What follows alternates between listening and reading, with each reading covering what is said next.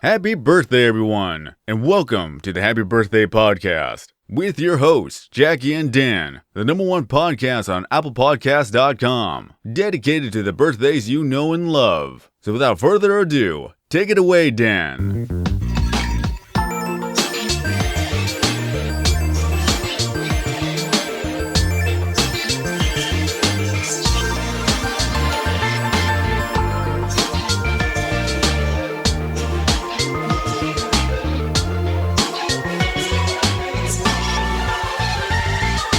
Can I just read well, I'm not reading because I didn't write it out, but can I read off a brief announcement just to keep people clear on what's happening? Housekeeping, yes. We like to call it in the yes, podcast please, biz. Mr. Maid. So you'll be noticing, listening to this week's installment, that this is not your standard episode of the Happy Birthday Podcast. It is just me, Dan, and producer Paul here. We're Hello. Gonna be doing something a little different this week, but Jackie, October 12th, Lambier, is not here. She has been removed from the board here at HBD Productions. She's had a bad attitude lately. She's been making rude remarks. Sometimes fighting with the other host. Doing fights with the other host. I'm not going to name names, but you know, you can fill in the blanks. And she will also be stripped of all of her own power of attorney. She will be no longer playing in her rock bands. Blumpkin or the Metallica cover band that she's in, she will be removed from those. Her sandwich restaurant, Slapshot Sandwiches, is being put into receivership and will be relocated to the Westwood Mall in Marquette, Michigan.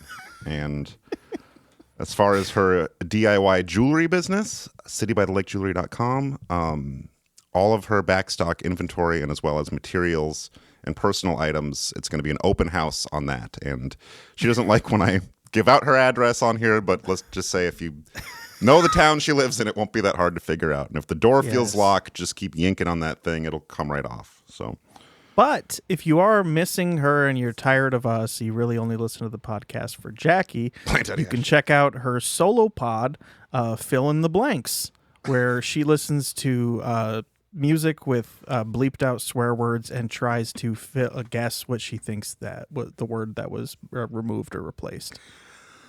I would probably listen to that than what we're about to do. And okay, everyone, relax. Let out a deep breath. She was busy this weekend. I don't know. She was like, oh, I'm busy this weekend, right? So we decided to step up and do something special, which I don't think has ever been done on a podcast before, and that is a movie review, right? Yes. And we are reviewing a movie, the only movie of a famous entertainer who was born on this day. I believe that's the connection that we made. Is that right? Yeah, he was born on this day. I don't have the year, but it was this day. And he's not really known as a movie star, but he did, in fact, star in this movie. Yes. In particular. Yes. Strangely enough, because I will just say this, going in... well, should we say who it is first? Because there's not going to be any suspense because we had to know who it was. Is. On the count of three, let's say it together. 1, 2, 3. 3, 2, 1. Jay Leno. Jay Leno. From The Tonight Show with Saturday Jay Leno. Night Live. And Saturday Yeah. Yeah. Nights with Jay. Yeah, this is we're reviewing a movie called Collision Course, which is from 1987 or 1989 or 1992. Take your pick on that one. It had I think 89. Yeah, but no, I think I don't know how much the real answer is going to be lost to time. Yeah, nobody really knows. There seems to be I don't know if you did any. I mean, I'm sure you did a Wikipedia read on this thing, right? No, I didn't. It had a bit of a troubled production. I believe it. It was filmed in 87, I believe, was released in some countries in 89, and then was straight to video in 92. I see. So it barely came out, but I think it's been a staple of cable television, perhaps, ever since then. I'd never seen it before. Yes. I hadn't either. I had seen the cover of it. I remember there being jokes about it during the whole Conan O'Brien fiasco there, where Conan tried to steal Jay's show. Luckily, he was struck down from that. See? God's plan, man. He come for the king, you best not miss. Yeah. And speaking of that, a man came for our king and missed on the day before the day we are recording this. But our king is safe. Yeah. And we can proceed with jokes. I'd love to get Lorne Michaels' permission to. Can we? Lorne, can we be funny? Why start now? Or no, Rudy Giuliani is supposed to say that part. Oh, was it Rudy? Rudy that gave him permission? Oh yeah, he gave Lorne permission. Lauren's asking, "Can we be funny?" We're talking about the first 25 motherfucking years ago, and I was 11.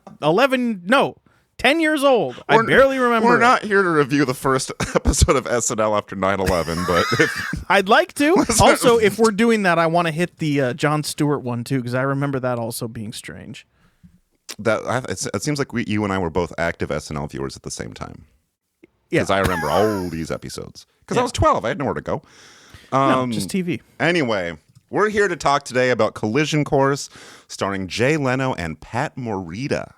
Yes, right? Or as Bud Light Pat Morita, as I kept calling him the whole time.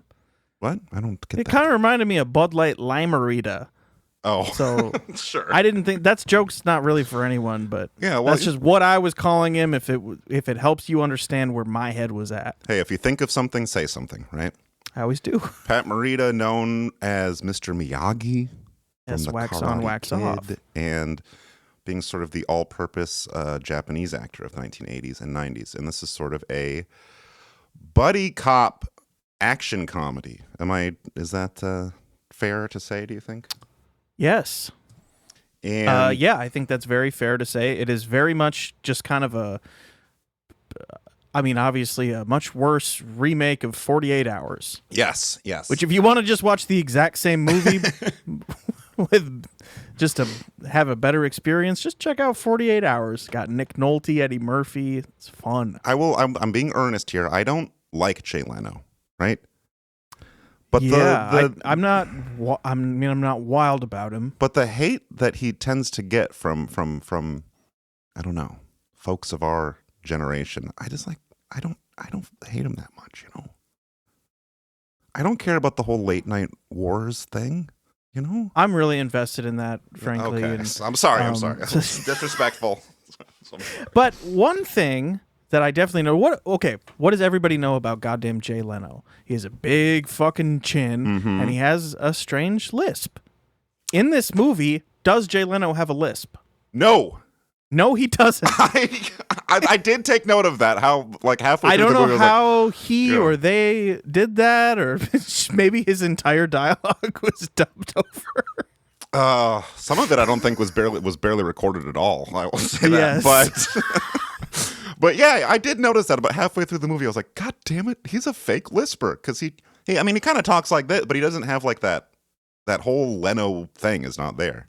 Some of it is in the form of just the never-ending streak of one-liners. As soon as I said the whole Leno thing is not there, I overstepped my bounds on that. I'm sorry. It kind of just lingers on the top of the whole film. And we're going to go through this scene by scene. I have notes that I made while I was watching the movie. And there were multiple one-liners where I was alone on my couch. My wife, Bleep, was in the other room. So she kind of heard me watching Collision Course, which is embarrassing. And mine watched it right next to me, watched the whole movie. She kept getting really tired, and I said, hey, could you sit up? Because I just don't want you to fall asleep. I want to watch this together. And you know what? God bless her. She made it through the whole goddamn thing. Maybe I had to do a shoulder rub here or there, but we made it through the damn movie. And you do want to pay attention because I don't know if this is just me or the 2.5 milligrams of THC I had in my bloodstream at the time. But a little hard to follow for me in some parts. I noticed that my investment in paying attention, I guess I kind of fizzled out around maybe about the 60% through the movie mark. I just it really kind of falls apart at that. But but without jumping ahead, right? Let's start from the tip. Oh, yes. go ahead, Well, hang on. I just wanted to say, I'm hanging on. In I'm addition to Pat Morita, Jay Leno, this movie also stars who? Ernie Hudson. Say it with me. Chris Sarandon. Okay, so I figured you would know more about him than I would. This is apparently the former Mr. Susan Sarandon. Yes, and where she gets her last name from. This is also, if you've seen The Princess Bride, this is Prince Humperdinck. And doesn't he also have another really notable role? Help me out here. In another movie? Yeah. Oh, yeah, probably. But I just know him as Prince Humperdinck. Chris Sarandon, and as well as Ernie Hudson. Ernie Hudson, who looks absolutely fucking jacked in this movie. Yeah, he looked fucking fine. And he must have just and also, oh God, I'm so hard not to get ahead of myself, but he does disappear about halfway through the movie. I was gonna he doesn't die. No. Nothing, it's not explained, but around halfway through the movie, he's gone. Really set up to be the sidekick. But there's another. Pat Morita is the sidekick, so I don't know. They Zeppoed his ass hard in this movie. Yes, as well as a man named Tex Cobb, who I enjoyed saying. Yep, one of the goons. And Tom Noonan, who I don't know if you know, Dan, but I know this man from a variety of movies, and he's always a welcome presence on my screen. I think who did he play? Manhunter. Was the who's that? Who did Manhunter? Hang on. I don't know. Okay. Well, just pause. Sure. I want to get this. Listeners, just pause and let Paul think for a second here. Hey, let's type this in. Listen, I've never reviewed a movie like this and spoken about it, so I'm sorry if I'm getting ahead of myself here, but a note that I took about halfway through this movie that is coming to mind now as we go through this cast list is a lot of fellas. A lot of men. It's mostly men, and I will say this, there are more fat men per capita in this movie than any other movie I have ever seen, which is really cool. Okay, yes, he played Francis Dollarhide in the movie Manhunter by Michael Mann, which is kind of it's like a how do you think? Everybody knows Silence of the Lambs is kind of a it's Red Dragon, the movie with Philip Seymour Hoffman that came out in like the 2000s. It's the exact same script. It just came out in 1986 instead. Well, you've lost. But he's great. He's a very scary man. He's a tall man. And as well as he is in House of the Devil, which I also enjoyed, even though it is a mostly walking film. Okay, well, you've got me hung up on this whole Michael Mann Manhunter thing. I find that isn't that messed up? It's like if Steven Spielberg made an iceberg movie. So, well, he's about to spill the beans on Aliens. Collision Course. I did want Jackie to be here sort of in spirit, so I asked her to suggest what we should eat and drink during our viewings. She suggested pizza and a new flavor of Canada Dry ginger ale with strawberry juice in the ginger ale soda, which I was able to purchase a 12-pack of. And it is okay. I drank it on ice. It helped water it down a little bit and get rid of some of the flavor of it, because the flavor itself is not great, but it is a drink that you can have. And it's cold. The way you had it, yeah. Yeah. Were you able to you didn't procure that same soda? And she also I told you what I did say what I was going to do, which was a kitty cocktail. I did make good on that. Okay. And did you eat pizza? Which she suggested we eat pizza. Yes. Okay. Yes, I did. And as a bit of a... I don't know if I did it while watching the movie, but... Oh, but just other times? Just at a different time, I did have pizza. I had it today, frankly. Okay. So. I did get a couple of slices of pizza from a local pizzeria near my house. And unfortunately, this past week, there was a citywide event going on called Pizza Week, which is this novel thing where pizza restaurants serve pizza. And that's very Portland. Every participant does like a special sort of pizza that you can only get that week. And these places really, it's a bunch of bizarro slices, stuff, I got standard pepperoni. Is that okay? Is that too vanilla? If I don't know. Okay, but I guess what are the themes, If they had like a barbecue chicken, that could be kind of fun. the shrimp pizza. The special one at my local establishment is called the Kimchi Possible, and it's absolutely not. Yep. Absolutely not. I wouldn't have got that. And this has a mayonnaise aioli squirted on the top of the pizza as well. I'm sure it does. That sounds all fucking awful. So I went with normal pepperoni, and I ordered, I think, 3 garlic knots and got about 5. So I appreciated that. But because it was this Pizza Week thing, I was the whole excursion. It was a little excursion to get a couple slices of pizza. Took about 20 to 30 minutes because there was a long line, and they were very busy. And you're saying leaving your house, going to get the pizza, getting the pizza, returning to your house, that took 20 to 30 minutes? If we count me leaving the house and coming back, it may have taken 45 minutes, and under normal circumstances, this would be about 15 to 20 minutes. That's almost about as long as it takes me to get pizza, and I live 20 minutes from anything. So I was in a bad mood. No pizza coming up there. Excuse me. And yes. Oh, but I did want to shout out this. I'm on the website for the Portland Pizza Week, and there's another establishment. I will shout them out by name, Baby Doll Pizza, who is offering a slice called a Reuben Jamaica. Ooh, I wanna take ya to Baby Doll Pizza. Fucking kill myself. So it is a Reuben pizza, but they're doing this labored pun on Kokomo by Brian Wilson, I believe. That's a solo Brian Wilson song.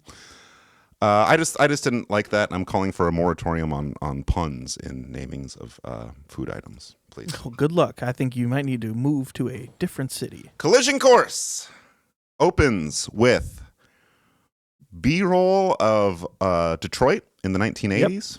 Yep. And my notes here say music made me say wow. Yes. It is the exact music that you are imagining goes in this. Yeah. The composer of this, yes, very 80s. He also did the music for Ferris Bueller's Day Off, The Naked Gun, 16 Candles, Ace Ventura, Planes, Trains, and Automobiles, The Naked Gun 2, Uncle Buck, and Mallrats. So there is a lot of synthesized slap bass. But the most magical thing I think that he does is every time Pat Morita is on the screen, yes, he hits a gong and starts playing chopsticks. Well, sometimes it's just tasteful pan flutes. Yeah, just so like your ears also know there's an Asian guy on the screen. This really helpful, honestly. If you were going into this movie and worried about like, well, what if I forget that Pat Morita is an Asian man? This movie will not for a second let you forget. There will be no scene where it's not addressed. He doesn't even need to be on the screen for it to be. Did you?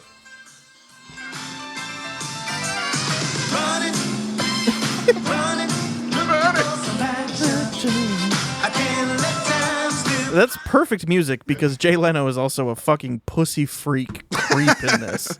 Yes, he is obsessed with pussy, and he bothers women. There is a recurring joke where he asks women for their home phone number. And that is the only time you see women in this movie. Seriously. Yeah. Well, what else are they going to do? Catch bad guys? Go after Tom Noonan? I don't think so. Like you just get tired of looking at schlubby 45-year-old guys. Almost everyone is morbidly obese. And it's not even like my first thought was like, you don't see movies like this now because, Ozempic, and it's just indecent to show that many large men. But like, I don't think I've seen movies like this ever. I've never, truly, I watch a lot of movies. I have never seen this many obese men in a film. So in that respect, and in only that respect, this is a very good movie. Yeah. And I've seen Disorderlies. If anyone wants to follow along, this movie has been uploaded to YouTube, which is where I watched it. I was trying to get it on Hulu, but it was asking me to sign up for some other subscription. Cinemax. Oh, I don't have Cinemax, but well, that's what it tried to. I tried to just rent it because usually you can rent movies like this for $2.99. But it said nope, can't do that. You got to sign up for a free trial of Cinemax. So I did that, and then I promptly canceled it. Which is what honestly, it's what you got to do when you do a free trial. Cancel right away. Otherwise, you're gonna forget and you're gonna get charged. Producer Paul's Life Hacks. The Cinemax, I imagine they probably bought the rights to the movie like in the 90s, and they're like, we gotta get our investment back on this, put it on the app. A lot of the reviews that I read about this movie were people saying that they remember watching it as a kid on Cinemax. Yeah, I think it was early morning Cinemax programming. And the YouTube upload, it's 480p. I watched it on the TV. It looked fine to me. There is someone in the comment section on the YouTube upload. Where is it? Here it is. User Margaret4372 says, and this comment is from 1 month ago. One of my all-time favorite movies. Have been watching it hundreds of times. All right. I don't know that I've watched any movie hundreds of times, but if you look up Collision Course 1989, listeners, please just get in that comment section and say, Happy Birthday Podcast sent me here, because we want to get some of that Jay Leno fan splashback, if you will.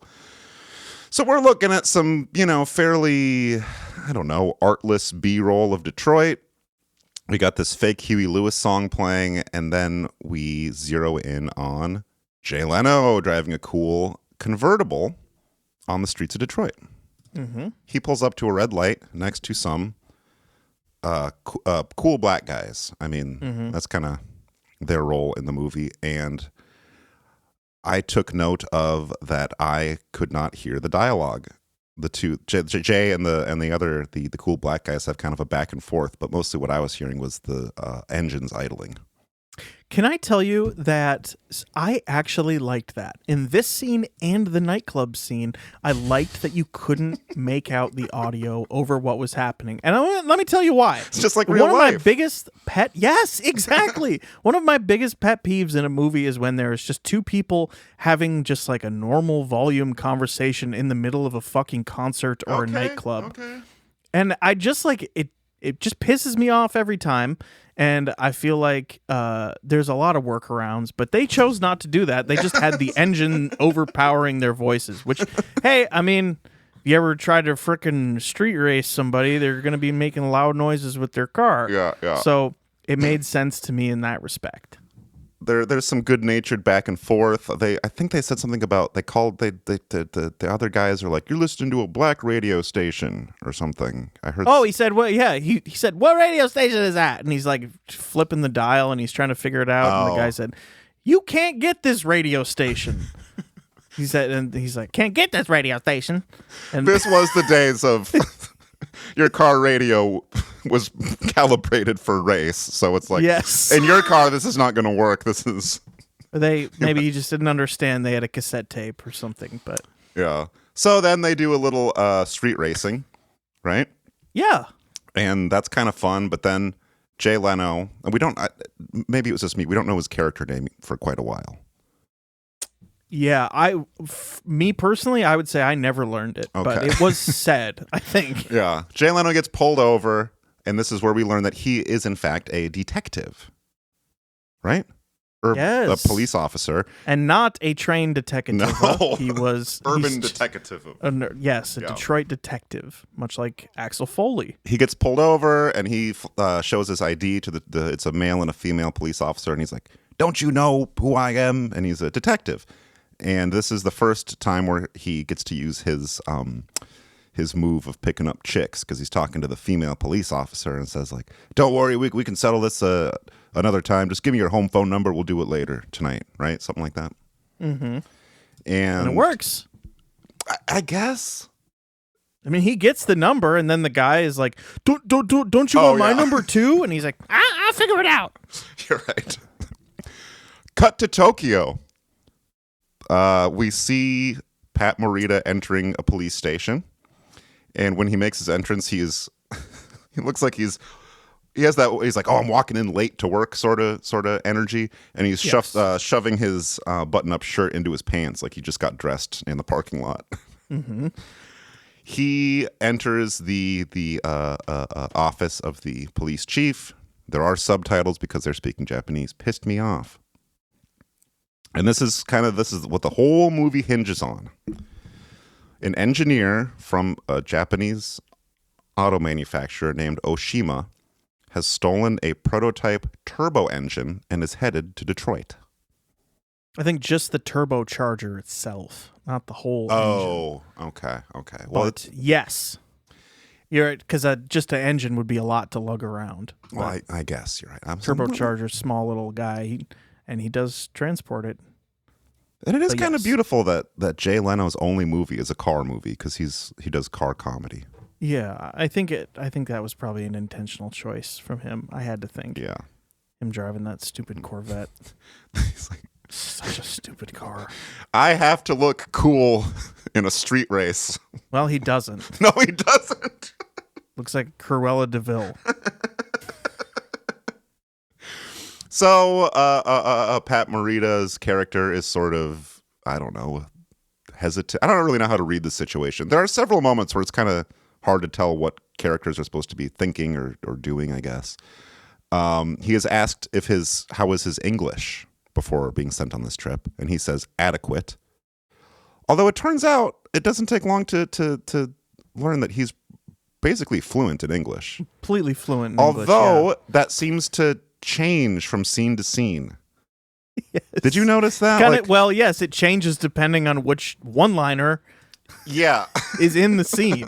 And if racism lends itself to it. And if it does, he speaks very little English. If it doesn't, he's just fine. Now we cut to a Detroit junkyard, and there is a Japanese man. My notes are a little sloppy here. There's some sort of a headbutt. There's two goons.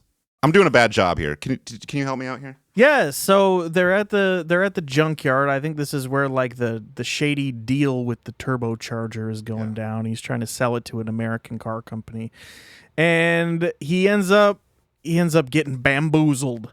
Mm-hmm. He gets beat up, hooked up to a crane, and hanged upside down. And this is Oshima. Yeah, and as they're by two goons, one of whom I believe is played by Tex Cobb.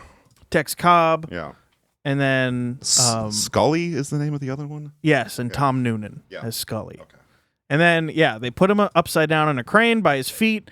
They're hanging him up in the air, and they're yelling at him, and they're telling him to do all this crap with the prototype. Yeah. And then, motherfucker just dies, which I was like, what? Is he actually dead? And they're like, he's playing possum. And I'm thinking, is he playing possum? No, he's dead. He's dead, yes.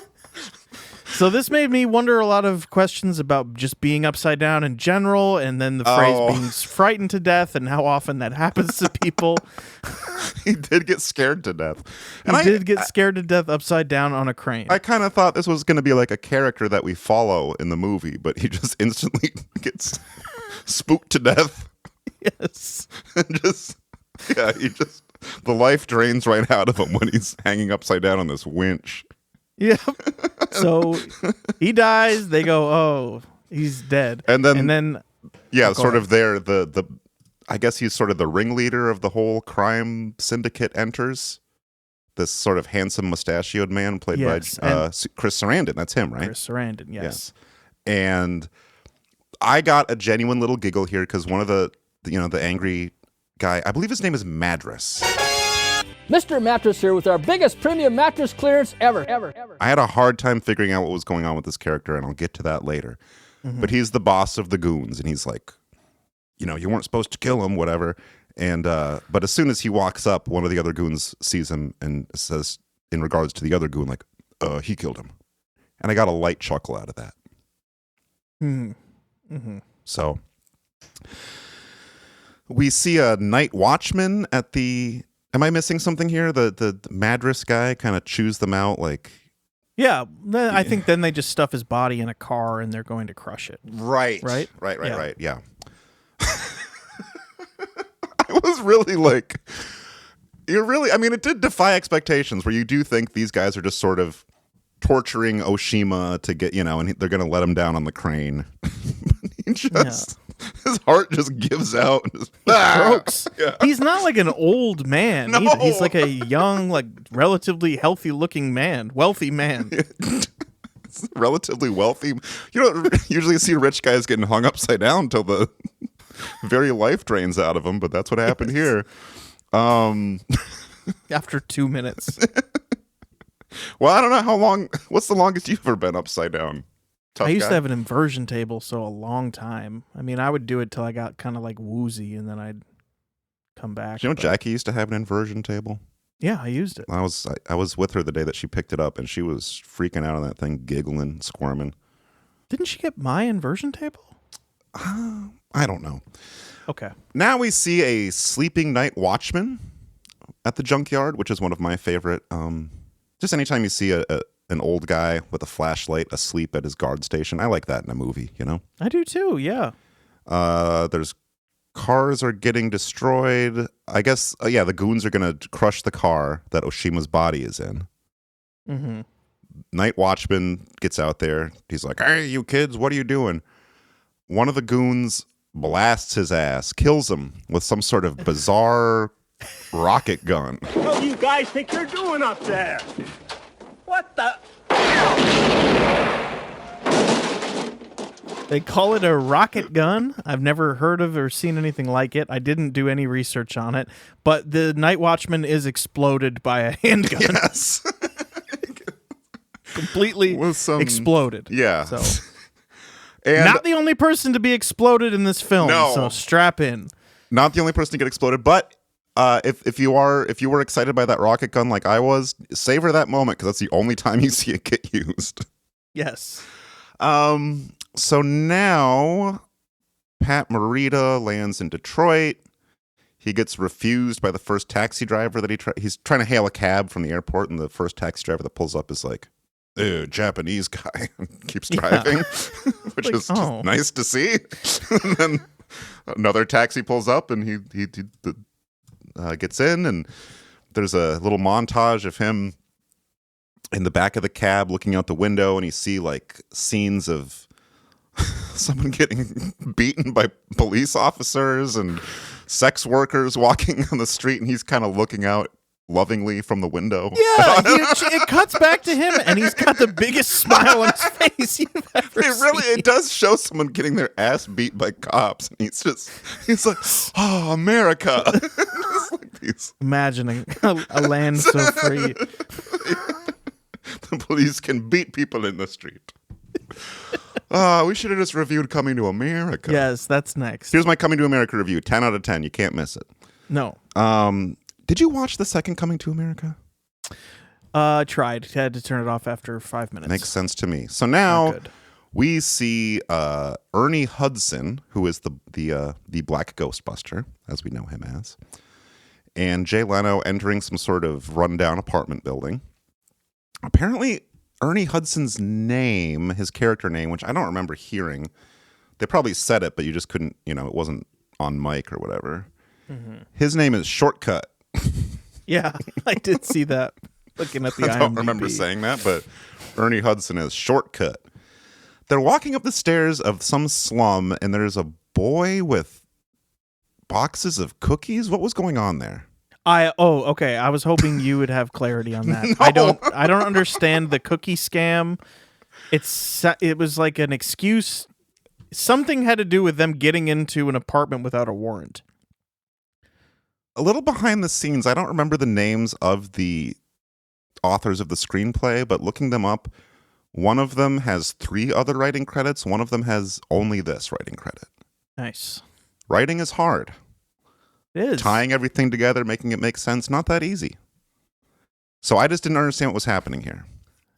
I didn't either. They end up having to spend their own money to buy about 100,000 cookies. Yeah. And But it's like Girl Scout Do they cookies. do it to be like? Do they buy the cookies to be like, "Hey, let us in. We have cookies." Well, I don't know, because then they just burst into someone's apartment, and the first thing we see is a couple having sex on the couch of their living room. Yes. And we get our first Jay Leno one-liner. And also, just the way that this slum building. It's all it's people of color in this place. Yes. And just the way they barged in on this couple having sex on the couch, it just felt very derogatory to me. Yeah. Like, look at these. I don't know. Yeah. No, I get what you're saying. And the TV is on in this apartment, and Jay Leno says, "This must be a Nielsen family."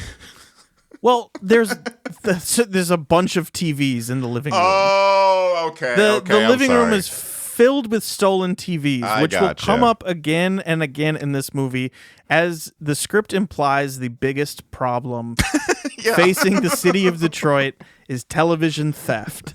Radio Shack getting ripped off. In fact, I believe that's the detective, like that's the type of detective Jay Leno is. He's a TV burglary detective. Yes.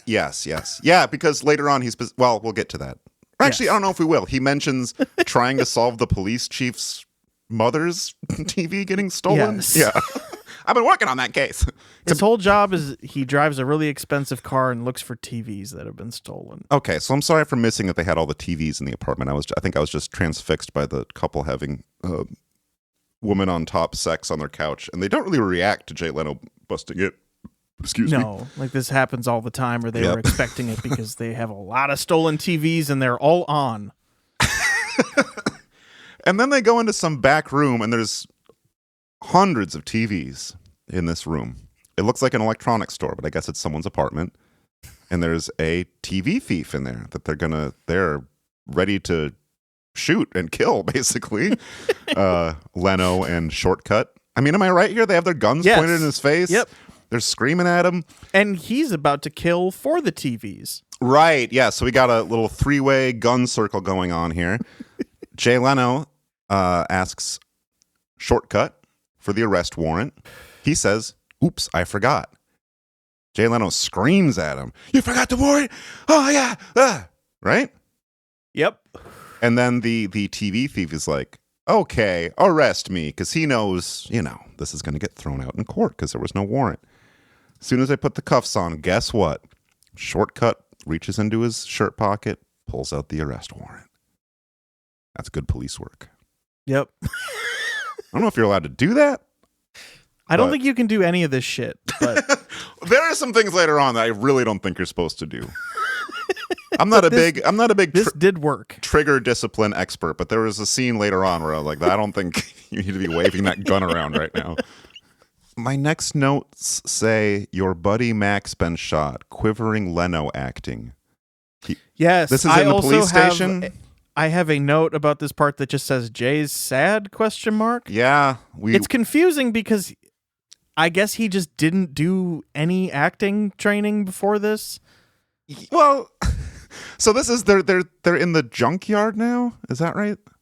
Or no? Where does he? Oh no, he tells him, he's like, "Hey, your buddy got shot." Okay, you're right. And he's like, "What the fuck?" So they go to see his corpse at the junkyard to confirm. Yep, that's him. Because Jay Leno is friends with the guy who works night shifts at the dump. The night watchman at the dump is a former cop that Jay Leno knew. Apparently, Mac was his name. So now Jay gets a little show. Yeah. Do some acting chops and goes like, "Oh no." It's crazy. Wait, what? I can't even describe, like, it doesn't do it justice to just say it was bad. You have to see it. It's really bizarre. I mean, I'm not going to rewatch it right now, even though I do have that YouTube upload pulled up. But the term quivering, I do remember a little bit of something like that. Yeah. He is told that he was shot with a rocket gun, that they stopped making them in 1972, and it's very hard to trace. Can't get ballistics on a rocket. Yeah. So they show up to the junkyard. They look at he sort of IDs the guy's body, even though they already know that it's him, looks at his dead body. Mm-hmm. We got the hotshot homicide detective is on the scene. I thought this actor looked familiar to me, but it might just be that I've seen obese middle-aged men before in my life. I don't know. He looked familiar to me too, but I couldn't quite place him. And then nothing jumped out when I watched the credits. So. Yep. But his name is apparently Dingman. Dingman, the homicide detective. And he's all cocky. He's like, this is an open and shut case of whatever. I don't remember what he says, but you get the impression. Rocket suicide. Yeah. Suicide by goon. You see it in the junkyard all the time. Yep. I'm going to be out on the golf course by 9 tomorrow. Yes. Jay Leno starts snooping around, even though he's not a homicide detective. He's a TV thief detective. He's on television detail. But he tries his hand at this because he feels he owes it to Mac. Honestly, it's kind of sweet. Yeah. He wants to honor his dead friend who's old enough to be his father. Yes. And, you know, I mean, tying it all together, it makes sense. Cars and TV. What else is Jay Leno but cars and TV? Mm-hmm. And I think it is in a car. He finds a hotel key, an electronic hotel key. Is that right? Which I didn't know they had in the 80s. Yeah. So Jay leaves the junkyard, and for some reason, his buddy Shortcut, he's like, hey, can you get a ride home with someone else? And I thought that was rude. That is very rude. Anytime in the past people have done that to me, I've felt disrespected. Yeah. That's at a garbage dump? Leaves them at the trash. Yeah, it's like midnight. Actually, I'm not sure what time it was. It's night. I don't know. Yeah. So we enter a hotel. Pat Morita's showing up at this fancy hotel. Jay Leno's they're arriving separately, but at the same time. Mm-hmm. Pat Morita enters his room, or it must have been what's his name? Oshima's room. Yes. And finds some little he searches the room and finds some little gadgets and stuff like that. Like he finds a little plastic thing under a chair cushion. Help me out here. Mm-hmm. Yeah, he's looking for clues about the missing turbocharger prototype. Yes. When in walks Jay Leno. So they're kind of, and this is where it kind of becomes a Three Stooges movie. So I'm going to let you take over. Pat Morita hides in the room. Jay Leno enters, searches around. Not a lot happens. A long shot of him just kind of shuffling around the room looking for stuff. He leaves, but does he? He pretends to leave, opens and closes the door, turns the lights off, creeps back in. He hides in the dark with his gun drawn. Pat Morita comes out thinking he's going to leave, turns the lights on, sees Jay Leno. Jay Leno says, hey, we're the monkeys. And that's in the trailer to this. If you just want to see that scene, check out the trailer. Okay. And my notes say audible ugh from me. Yeah. And then Pat Morita turns the lights back off. And does some of the most half-assed karate I've ever seen. He kind of just... No, he kind of just... And I it's not karate. I thought of it more as like Tai Chi or Tai Bo. He very, very slowly just kind of rotates around Jay Leno at like... It's so much slower than you're imagining it is. Let me just say that. And whatever, he escapes. He escapes the room. So now the chase is on. And everyone just seems very sore in this movie as they move around. Right. Oh my God. Jay Leno's run. Oh. Every single time he's running, all I could think was like, what the fuck is wrong with the director? Like, don't show his legs. They look so weird. He's so bow-legged and just strange looking. Like... I know everyone is in bad shape. I'll say that. Like, even if you're not fat in this movie, you have no tone and you are unable to perform your own stunts. Fine, whatever. I don't care about Pat that. Morita might just as don't well show his legs. Every time Pat Morita gets up from a chair, he might as well be going, ugh. You know? Yes. A lot of strain. These are smoking men. These are drinking men. These are burger eating men. Which we see all of that over the course of a movie. Yes, we do. Yes, Jay Leno's bow-legged ass takes off running. Calls hotel security. There's some sort of a stairwell and elevator chase here, which is kind of Three Stooges-esque. There's these big glass elevators, and you can see them side by side on the screen. And there's, a little kind of cat and mouse game going on here with Jay Leno and Pat Morita. And this is where that trigger discipline thing was coming to mind for me. And I get it's supposed to be a comedy, so things are a little absurd. But Jay Leno is in this elevator with a bunch of just random people. And he's got his gun out, and I believe he like finger on the trigger. Finger on the trigger, gun cocked, out. ready for action. And just runs into this elevator. People are screaming because he also doesn't look like a police officer. He's plain clothes, man with gun. And in response to a woman screaming on the elevator, Jay hits her with a, "Shut up, lady, you're not on a game show." Yes. Which I think that got some groans from us. Yes, yeah. I think Mel might have said, "What?" Which is the only right answer. I think it's like The Price is Right sort of, Yeah. When people, come on down. Ah. But god damn.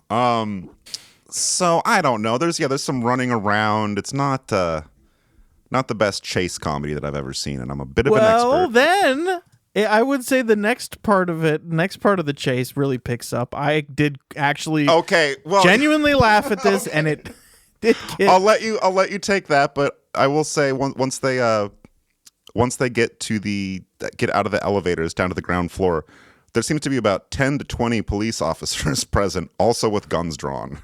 Yes. For why, I don't know, but that's what's going on.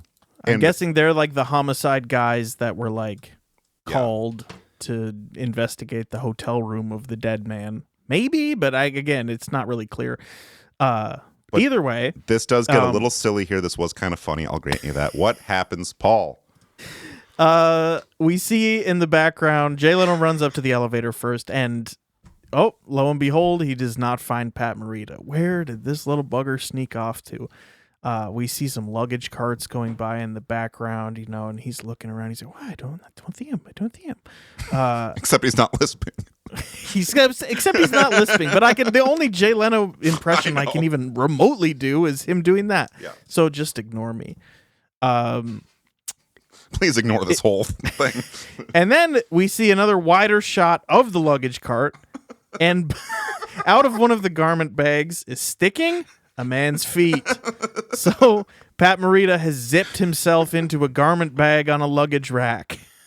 That's being transported, kind of maneuvered throughout the lobby of this hotel. At one point, he gets off the luggage cart, but he does not remove himself from the garment bag. Because he's in disguise. He's in disguise.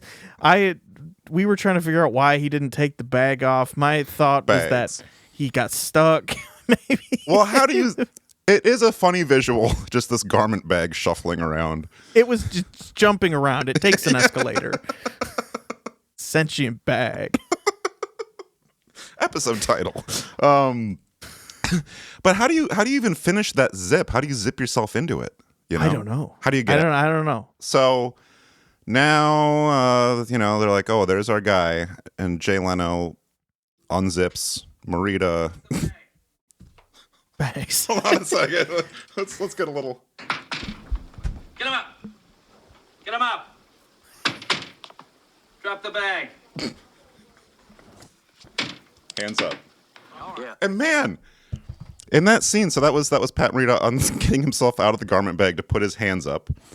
And then Jay Leno has his pistol drawn and points it like point blank at his head. Yes. Cocked and ready to blow his goddamn head off. But that's not what happens. He brings him into the police station. I guess he thinks that he's the guy that killed Oshima. Right? Yeah, well, they're at least questioning him. Why was he snooping around the hotel? Why is he hiding? Right. A lot of suspicious behavior. And now we see the police chief, who is quite an ample man. Yes. And he refers to Jay Leno as Costas. That's his last name. Yes. Costas. And we get one of those classic, what the hell are you doing? You're a TV thief detective, not a hotel room snooper. Yes. And so Costas, I'll keep calling him Jay Leno.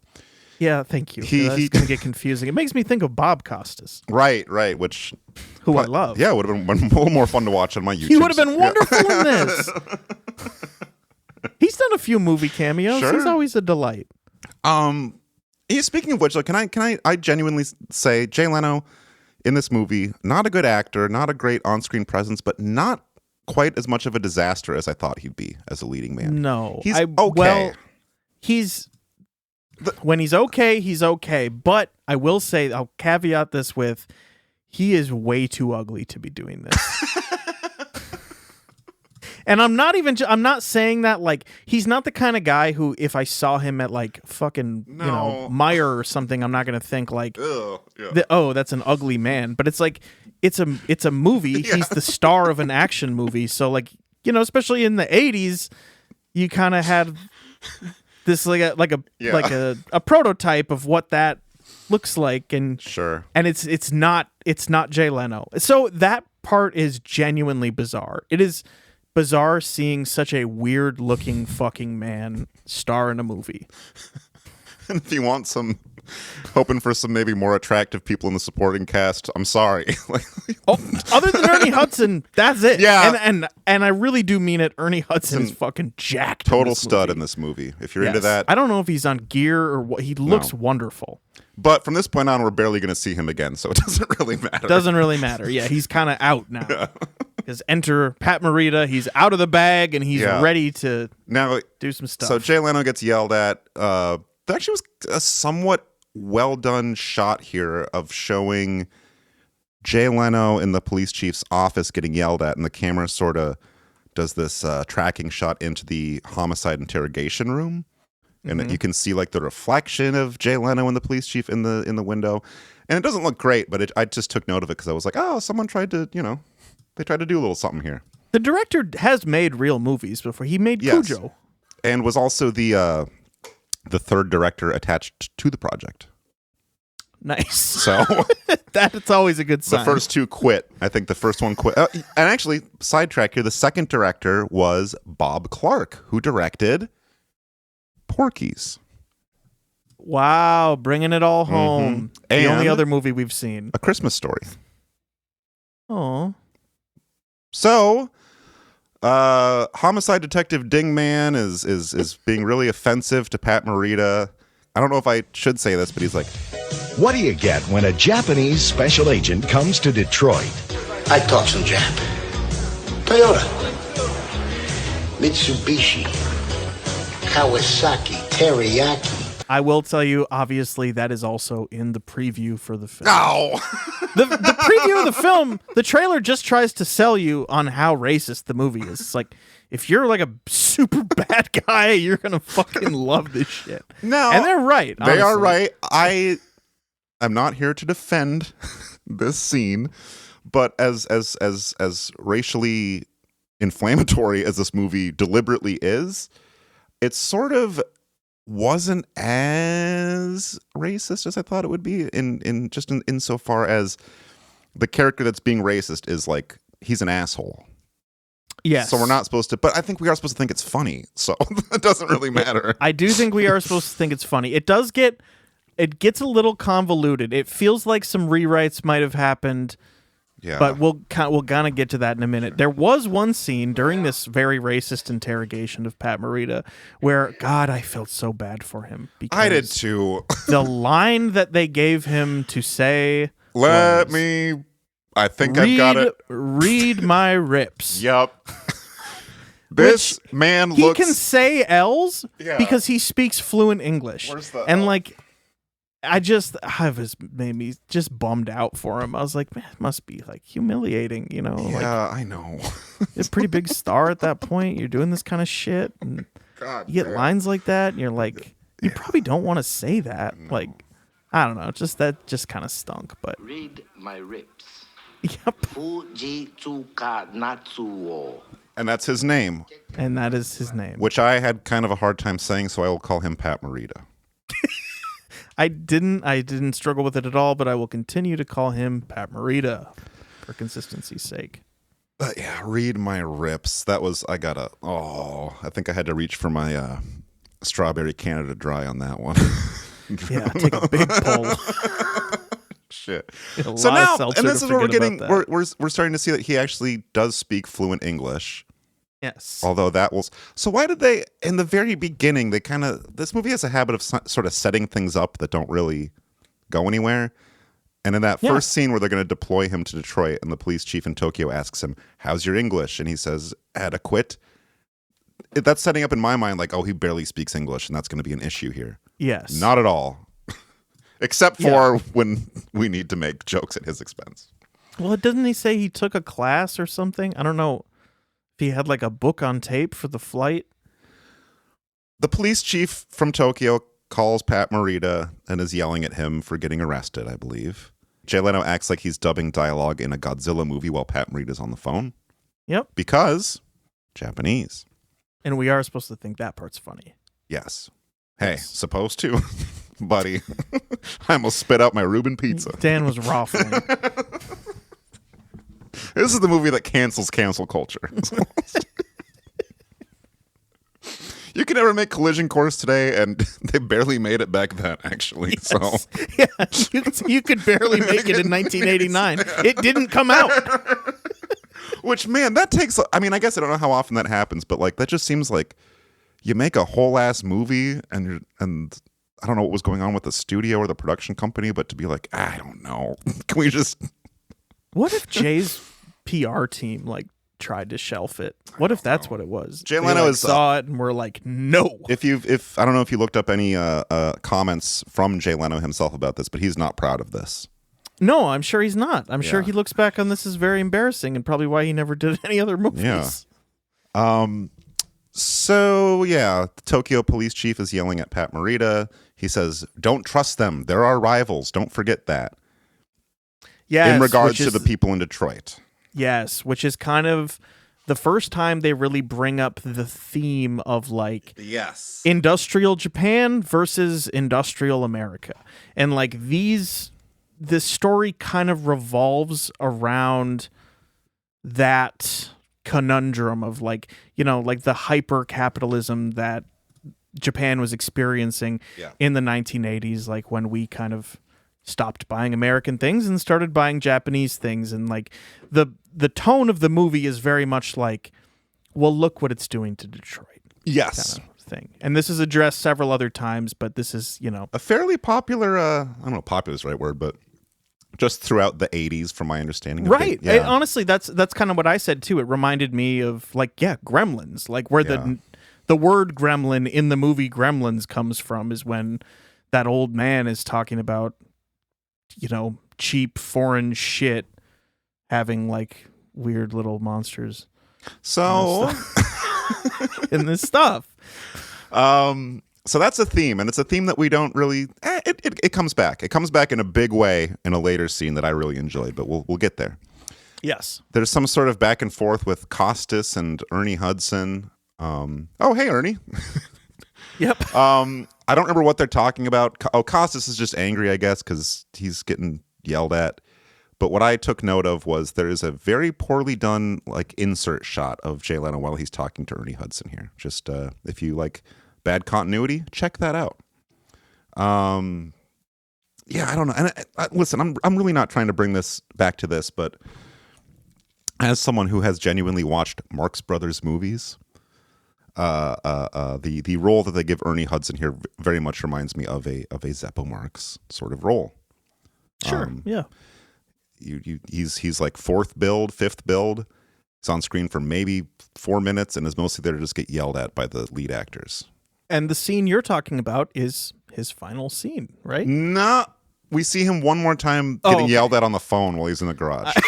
I see. Okay.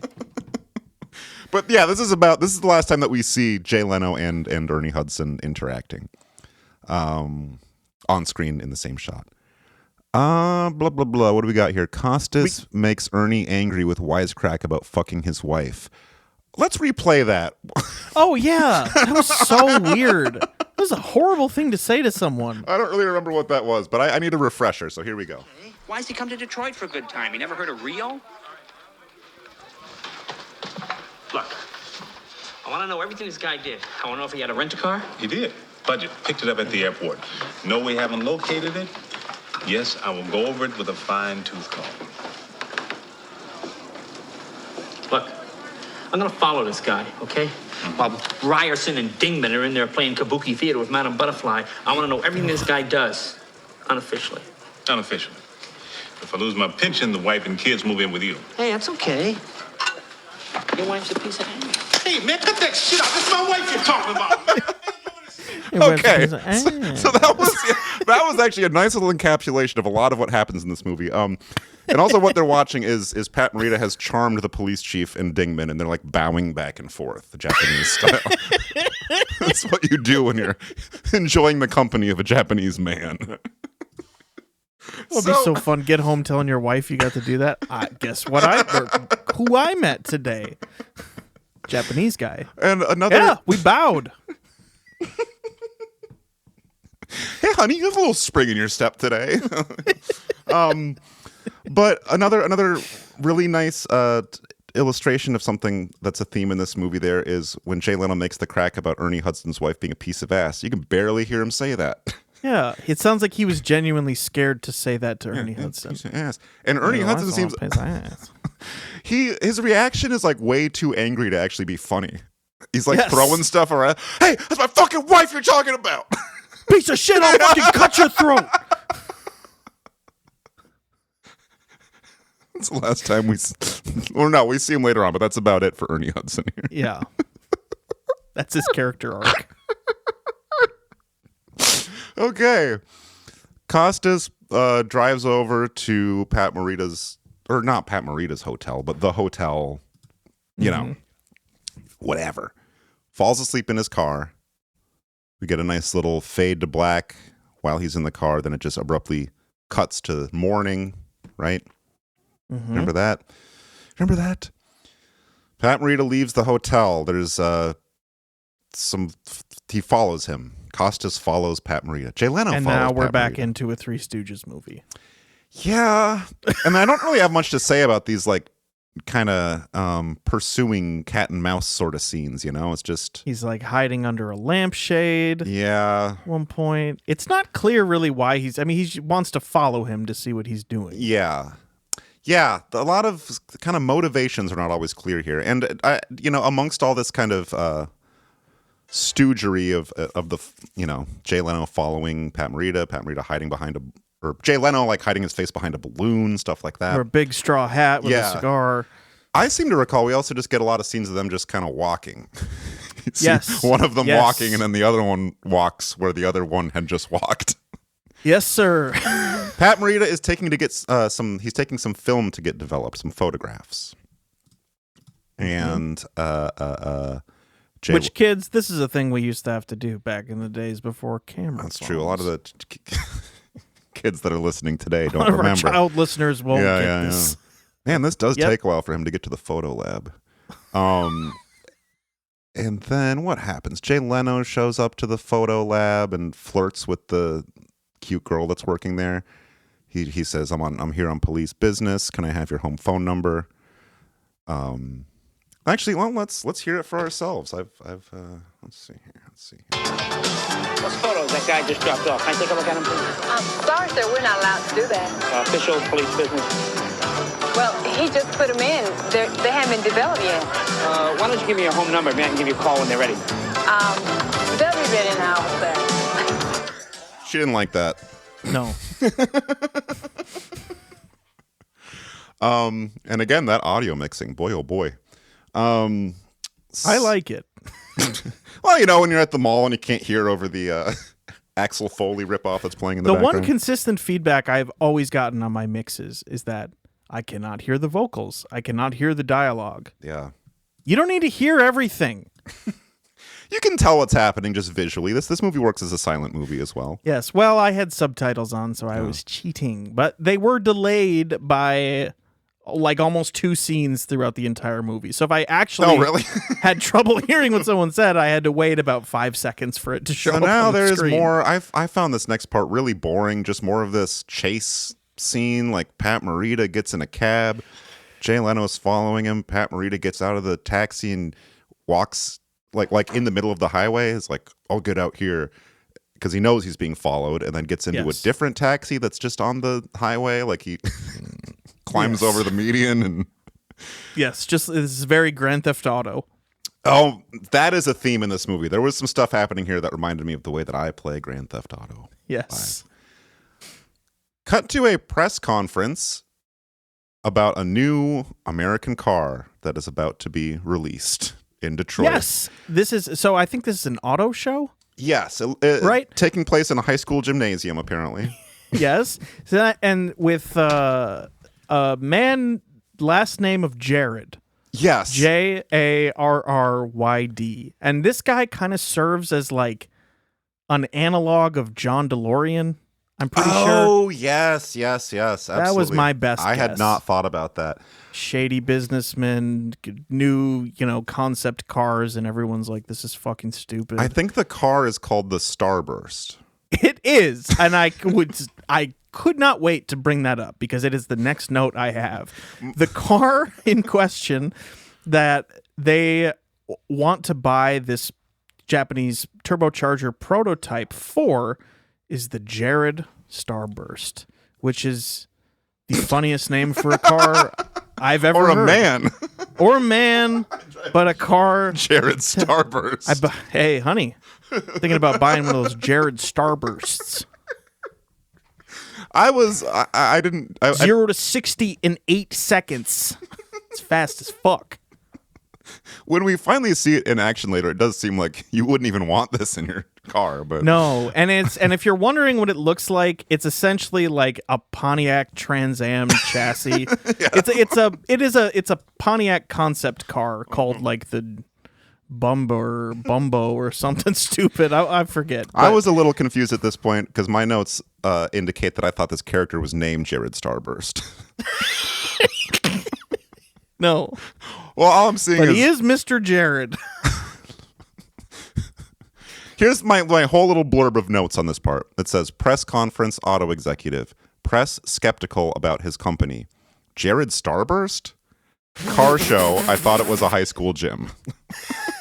All the reporters are like, can your company really make a car this cool? What's your secret? Yes. He's like, we've got a secret. That's all I can say right now. We've got a big, big secret that may or may not be legal, you know? Yes. Like, but aren't you a stupid asshole who can't make a good car? He's like, yeah, but guess what? We got something really cool coming up, and it's a Starburst. We stole something, a little corporate espionage. Yes. Around this time, Mel wanted me to put in my notes, I think mostly for you, Dan, is that Susan Sarandon's ex-husband, looks like John Stossel. The moment he walked on screen, I said, oh shit, it's John Stossel. Who was like a 2020 guy, I think. One of those, didn't he host? He hosted some like news show where he would trick people. Yes, yeah. He's a conservative, but he was like a nice conservative, right. And I just remember him from always having a column in the Mining Journal. And handsome mustache. Obviously, not that he wrote for our local paper, but it was printed in our paper. Oddly enough, he would occasionally chime in on local affairs. Excuse me. Jared Starburst, or I believe his name is Derek Jared, is what his name is. Yes, it is. This is Derek Jared. Who is our John DeLorean type. He meets with the John Stossel character, who is Madras, is his name. I don't remember them saying that in the movie, but according to Wikipedia, his name is Madras. I see. He meets with Madras and his two goons, Tex Cobb and Scully, at a like a diner, I suppose, some sort of restaurant. And I don't know. Derek Jared's trying to big time him with because he's trying to get the I don't know what happened. It was boring. I couldn't pay attention. It was. This part was really boring. So we can kind of we'll fly through it. It's not all that integral to the plot. Basically, he wants the stolen thing for his car. Right. And they're not going to give it to him? They want money. Right. Okay, and then Derek Jared's like, I'm a very important man, blah, blah, blah. But then Madras is like, I'm an even more important man. And I did make a note here that Derek Jared gets napkin whipped at some point. He does. He does, and I also put that in my notes. I'm glad that our Madras takes were in similar takes places. A used napkin and just slaps him in the face with it like 6 times. I'd never see. There are a few things in this movie that you've never seen before. I've never seen a napkin whipping like that, and he just takes. No, I've also never seen someone hiding behind a balloon. I've never seen a man inside of a garment bag. And pound for pound, the supporting cast, I've never seen anything like it. Chris Sarandon looks pretty good. I'll say that. He does, yeah. So I don't know. It's just some sort of weird, crime thing going on here. And Madras makes one of his goons stay with Derek Jared. He's like, Scully's gonna be with you all the time. Yeah.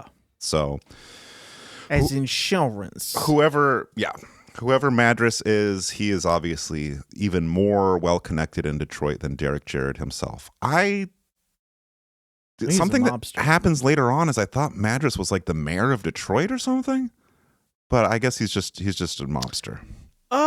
Oh, wait, yeah, because he's speaking at that thing. He's at a groundbreaking ceremony later on. Yeah, I don't think he's the mayor. Why would he be doing that? They don't say what he is, and Wikipedia is no help at all. So, listeners, just watch the damn movie. Text me. Just watch the movie and tell us what we should say next time we do this. Pat Morita picks up his pictures from the photo development lab. This movie is thrilling. Yes. I did take... Are you getting a clear understanding of why we both kind of tuned out right about here? It's just walking around and confusing fucking plans 20 minutes that later, making. Pat Morita walks back to the mall and gets his pictures that he dropped off earlier. I did take note that he is charged $14 for the pictures. And I thought, isn't that kind of expensive? That's even more than it is now. Yeah. And I don't know what 1987 when they shot it money was, but I bet it was... I bet it was $14 was a lot more. Whoever wrote it was like, wait, how much does it cost to get pictures developed? $14. I don't know. We kind of pan over to on the counter of the photo development place, and who do we see but Jay Leno in disguise, or he's hiding his face behind a newspaper or something. I don't know. But he's might be a balloon. He hides behind a balloon at one point. It might be the balloon time. I don't know. But he is hiding, and it is very cartoonish. Oh, there's a part where, it's like when Tom he's and Jerry. First following Pat Morita to get the pictures developed, where he has one of those little tinfoil balloons in front of his face. Yes, that's what I meant. And he's walking towards the camera, we're thinking, who the hell is that? And then he sticks his face out from behind it for a good long while. Like, oh, okay. Who is that? Is that a balloon with legs? Does the balloon with legs know the garment bag with legs? That would have been a good movie. Bagman and Balloon Boy. So he gets his pictures. I don't know how much shit happens between then and him breaking into Jared. According to my notes, that happens right after. So okay. So also, what are we supposed to think about these fucking pictures? I don't know, but nothing yet. Yeah, okay. And he doesn't think anything of them yet. He's looked at them. He looks at them, but nothing jumps out. He just goes, "Oh, they're all in Japan." Yeah. Moving on. We'll come back to the pictures though. Pat Morita breaks into the Jared Starburst auto plant on a ride-in lawnmower. Yes, he does, going at the speed that a riding lawnmower moves. But he does try like the TikTok utility vest trick, essentially, where you could just go in anywhere if you look like a maintenance person. Mm-hmm. And Jay Leno tries to enter looking like a police detective, and the security guard is not having it. Jay Leno's saying, we're just doing a random spot check. It's a spot check. You can see Pat Morita. At some point, we see security cameras, and Pat Morita's goofing around with janitor stuff, doing Jackie stuff inside the Jared Starburst factory. Yes. He's got, at one point, he has his hands on a floor waxer, and he looks like he's going to get yanked away by that thing.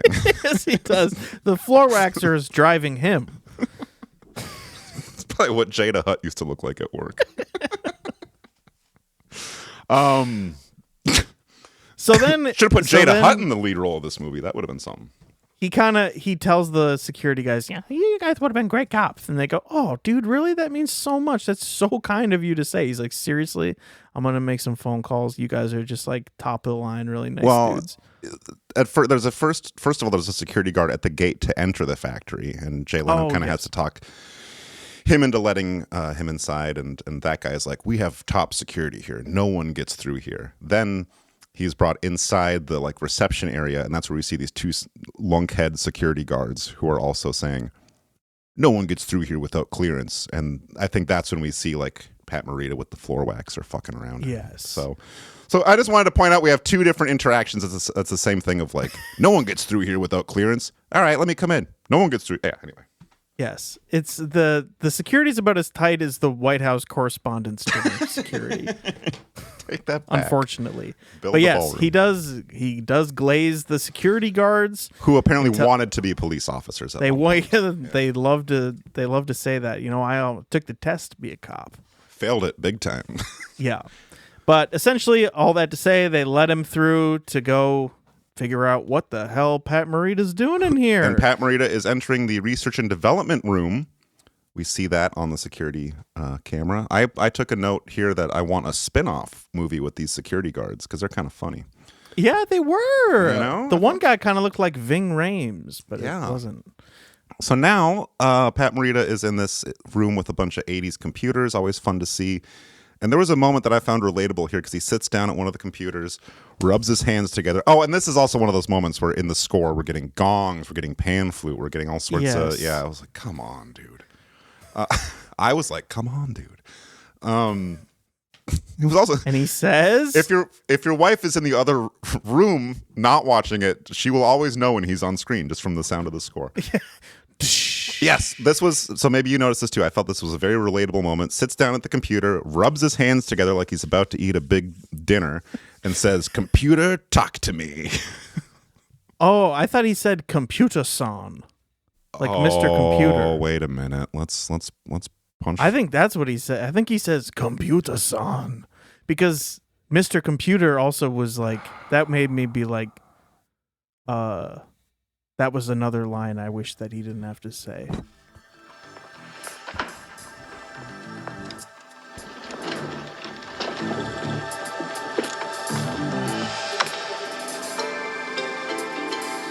Computer-san, you talk to me. Okay. Yeah. Computer-san, you talk to me. Okay. I guess, you know what? My mind just like wiped the racism right off.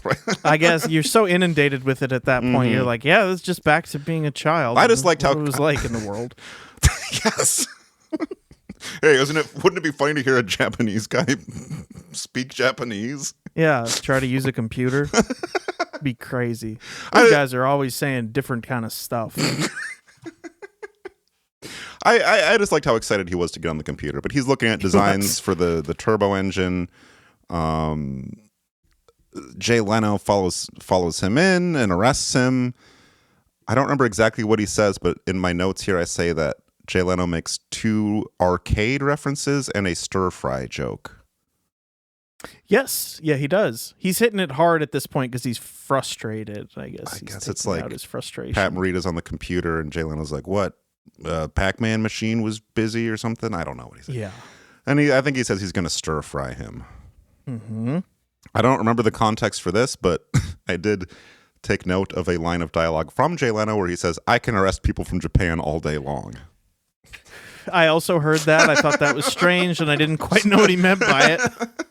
Seems difficult. Or is he just saying that, like, I don't have any issue arresting a bunch of Japanese people because I don't like Japanese I think people? that's what it was, yes. Okay, I see. And I think even as their, spoiler alert, their friendship sort of blossoms over the course of this movie. But even when they become friends, Jay Leno was not shy about letting him know, I don't like Japanese people. Yes. I am excited to get to that, though. Their male bonding experience is one of my favorites I've ever seen in a movie. But unfortunately, truly. I don't know if we'll get there this week. Tune into part 2 next week, where I will be talking to Jackie about this. Yes. No. So Jay Leno arrests him, walks him out of the research and development room. I guess, I don't know if Pat Morita got what he needed to get out of the computer, but who cares? That's a big theme, too, with this movie is who cares? Who cares? Right. Jay Leno says, "Tell me why I shouldn't put my foot up your ass." And Pat Morita says, "It's most uncomfortable position for both parties." It's kind of a fun line. Yes. So Jay Leno is driving Pat Morita in his cool car. Or it's a different car now. I don't know. I'm not a car guy. But on this, it's nighttime now also. Mm-hmm. And on the street, there is a mugging. A woman is getting her purse stolen. And Jay and Pat park. Jay Leno's going to pursue the mugger, but he kind of takes his time with it. He doesn't, he's not going to get out of the car before letting a few wisecracks get out of. I don't think they're wisecracks. He's just kind of being mean to Pat Morita. He is, and he doesn't want to do it. Yeah. He's a TV policeman. He doesn't chase down pickpockets, so this is very annoying to him. He basically gets, like, shamed, like, cop-mogged into doing this. Yeah, and Pat Morita is able to escape from his handcuffs somehow. Gets out of the car. The mugger is being chased. He's running down a back alley, and we see Pat Morita reaches out a classic metal garbage can lid and like clotheslines the guy with a garbage can lid, which is very Looney Tunes. Mm-hmm, mm-hmm. And then we see Jay Leno using a garbage can lid as a plate and picking out dinner from the trash. There's a fish skeleton, an old boot. Fucking fuckatash. Okay, so I think that's the moment where Jay Leno's like, you might be all right. Yeah, he saves that lady's purse, and Yeah. so he says, "Okay, well, guess what's instead of taking you to the station, I'm taking you home." And I don't know if they save the lady's purse as much as they just knock the guy out and then leave the scene. I think that happens because they don't like bring him anywhere, and they don't call anyone. They just leave. Just get her purse back, and so I got fucked up by a trash can. And Jay Leno, of course, now that we get to his apartment, and it is a classic fucking disgusting bachelor pad. I would say they made it almost too disgusting to even be funny. It is gross, but it's gross in a way that's relatable. Like, you've been in a house or apartment like this. I did. I have been to your old house. Yeah. Yes. It had appliances that I've recognized and was just like, oh, it just kind of made me shudder just seeing it. It's very gross. Oh. Wait a minute. I'm sorry. I don't remember if this was when they're entering the house or right before, but Pat Morita is saying, like, we're partners now. And Jay Leno says, we're partners in the way Sears and Roebuck are partners. And then Jay Leno goes on to explain that, like, Sears and Roebuck split over, but I think it was supposed to be a joke. Yes. He, like, gives, like, history behind it, but it just sounds like an actual fun fact that he shares. Yes. There are a lot of, like, corporate conglomerate facts and references in this movie. Yes, indeed. This is not an evergreen film. No. So we're getting into the disgusting bachelor pad. Of course, Pat Morita does what only Japanese people do, which is take his shoes off in the house. Only Japanese people do that. Yes. Listen up, white folks. I know you've never done this, but it is something that Japanese people do. And Pat Morita asks Jay Leno, do you have a dog? And Jay Leno says, like, oh, I did. He died a few years ago. And I think what we're supposed to gather from this is there are years old puddles of dog urine in the carpet. Yeah. And Pat Morita says, I think I keep my shoes on. He says, he walks in, says, take off shoes, show respect for house. Yes. And then after the dog comment goes, I think I show respect for foot. Okay. Which actually did make me laugh. I was missing. That's a good bit of dialogue. That's pretty funny. Made me chuckle. And then what the two do is sit down and get fucking blackout drunk together, which is the best. Yeah. It's the best way two male characters can get to know each other in a movie, in my opinion. And it also was very relatable. I was like, this is how I've made friends. You sit down at a table, you don't do anything but smoke and drink for hours and hours and hours until one or both of you are crying. And after that, best of friends. So Jay Leno pulls out a fifth of whiskey and says something like, this baby's 12 years old, And Pat Morita immediately drinks 3 shots of whiskey. Like, yes, as you I like that kind of movie drinking where it's like shot, gulp, shot, gulp. And now you're dead. Yeah. But now I do want to say, so they start drinking. Pat Morita's getting drunk. It's funny because a Japanese man is drinking. Right. So silly. There's some sort of a bonsai toast, and Pat Morita does this like really guttural sort of bonsai. Yes. Yeah, and that's funny. We get a little dissolve showing the level of liquid getting lower in the bottle of whiskey. And then when it dissolves to the next scene, it's also light out. So I'm imagining this maybe all happens from like midnight to 6, 7 a.m., right? Yeah, it's kind of tough to say because it was already dark by the time they got to the Jared Starburst plant. So, right. Is it 3 a.m.? I don't know. But either way, they spend they're all night until the day they are getting blackout drunk. I did find it a little head scratching that like the level of liquid in the bottle it's not full when they start drinking it. And when it dissolves, showing later on when they're wasted, it's still like a quarter full. Like it's not empty. Yeah. I'm like, that's a lot. But if you're two guys drinking that for hours, like it's not that. I don't know. They're whatever. doing tiny sips. Yeah. So now they're wasted and it's morning, except Jay Leno, I think, is supposed to be drunk, but he's really not acting drunk in this scene. No. I didn't think. But Pat Morita is fucking drunk. I did think it may have been like an old, Jay Leno trick to get him to say what he was doing there because he was sworn to secrecy. We do get the impression that he's trying to get him drunk to get information out of Ocean. But he's also is drinking. And we soon see him waking up hungover, so I don't want to jump ahead of that. But whatever. Maybe he's doing the Coyote Ugly thing and he spits some back into the bottle. There is there's some boxes of KFC on the table. They do get into they get into some Colonel at one point. You get so wasted with your buddies that you go get KFC at 4 a.m. Yes. To live in a proper society. Yeah. Pat Morita is again, like any good budding male friendship, he is blackout drunk and starts crying. Yep. And he's gonna start to say something about Oshima, but then he passes out face first in KFC. Oh, and Jay Leno slaps him around a bunch of times. Yes, and as he passes out into the fried chicken, what do we hear but a gong sound effect? I was gonna add one, but I can't do that anymore. Big old gong as he falls asleep into the chicken.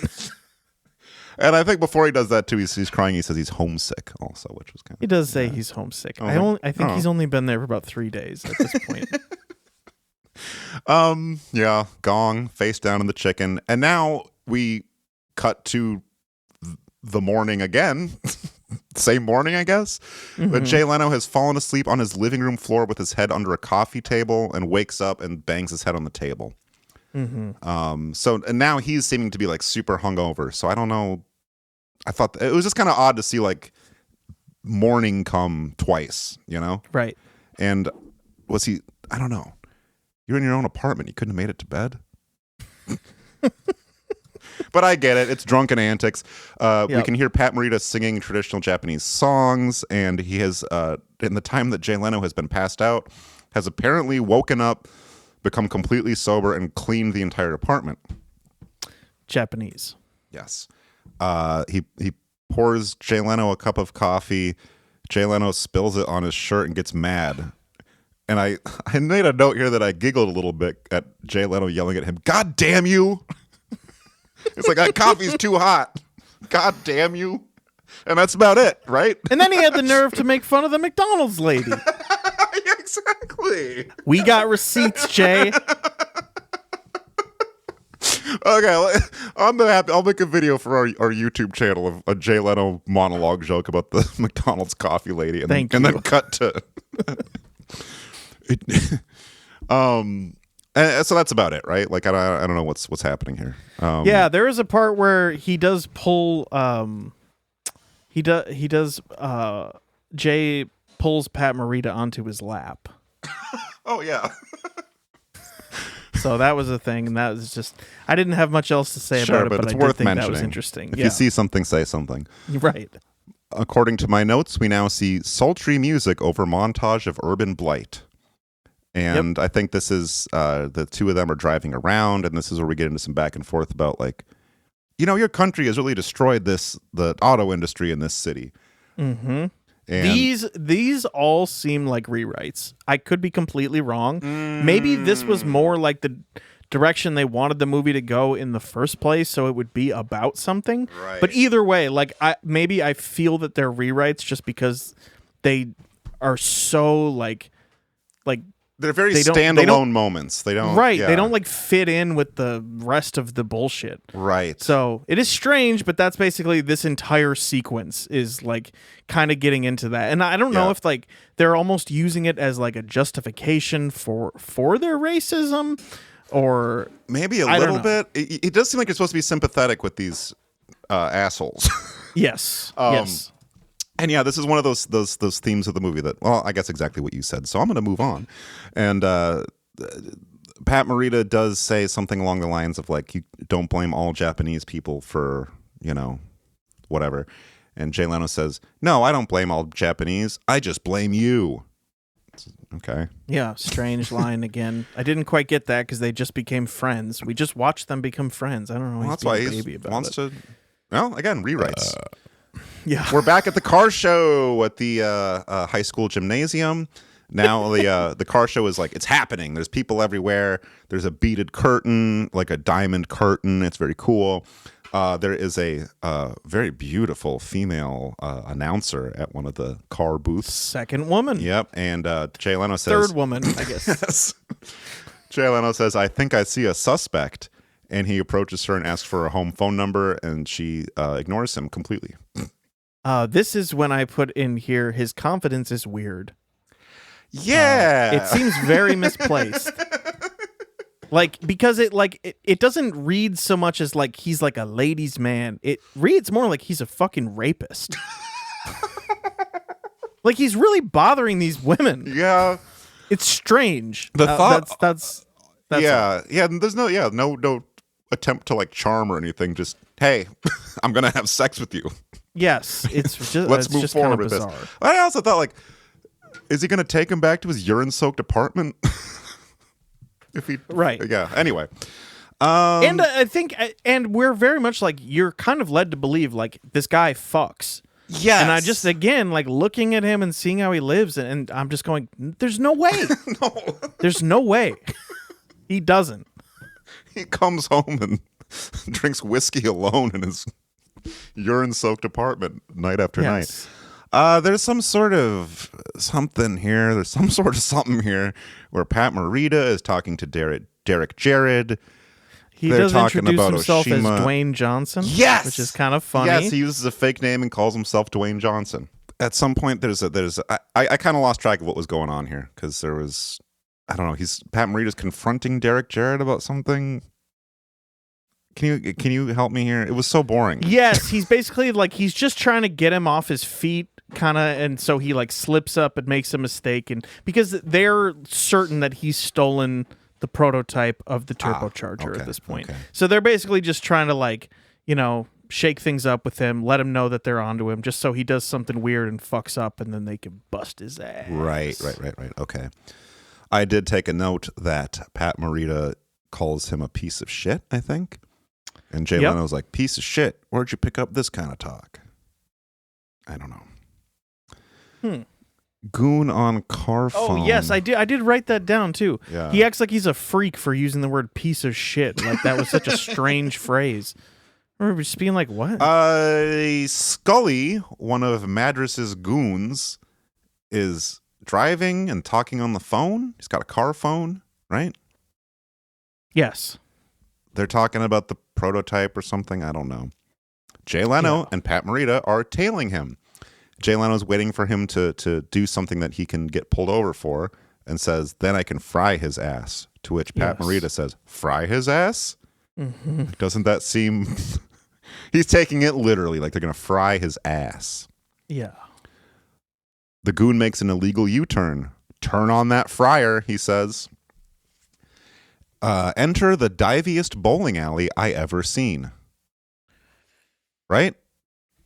Yes. Am I skipping ahead a little bit too much? No, here? you're fine. Okay. This is right where we need to be. They go into the smoke-filled bowling alley, and sort of the classic bowling alleys of yore, filled with enormously large men. Everyone in there is plus 300 pounds. And they are. We get the sense that it's a bunch of Detroit auto workers hanging out at this bowling alley, smoking and drinking, and they do not like seeing a Japanese man in there because his race is destroying their livelihood.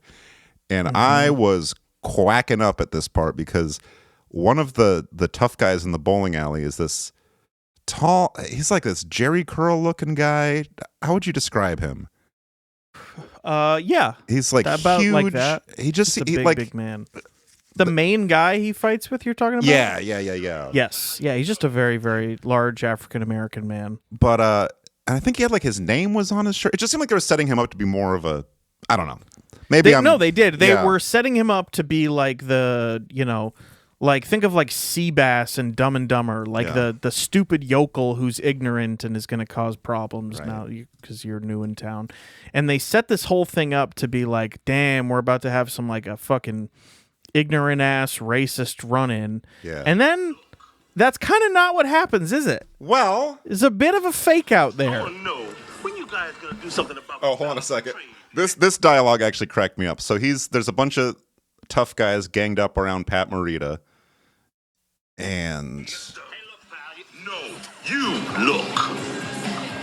I want to know, when you guys going to do something about the balance of trade? Yeah. You know, you brought those heavy tariffs on yourselves by dumping underpriced computer chips on the market. That's right.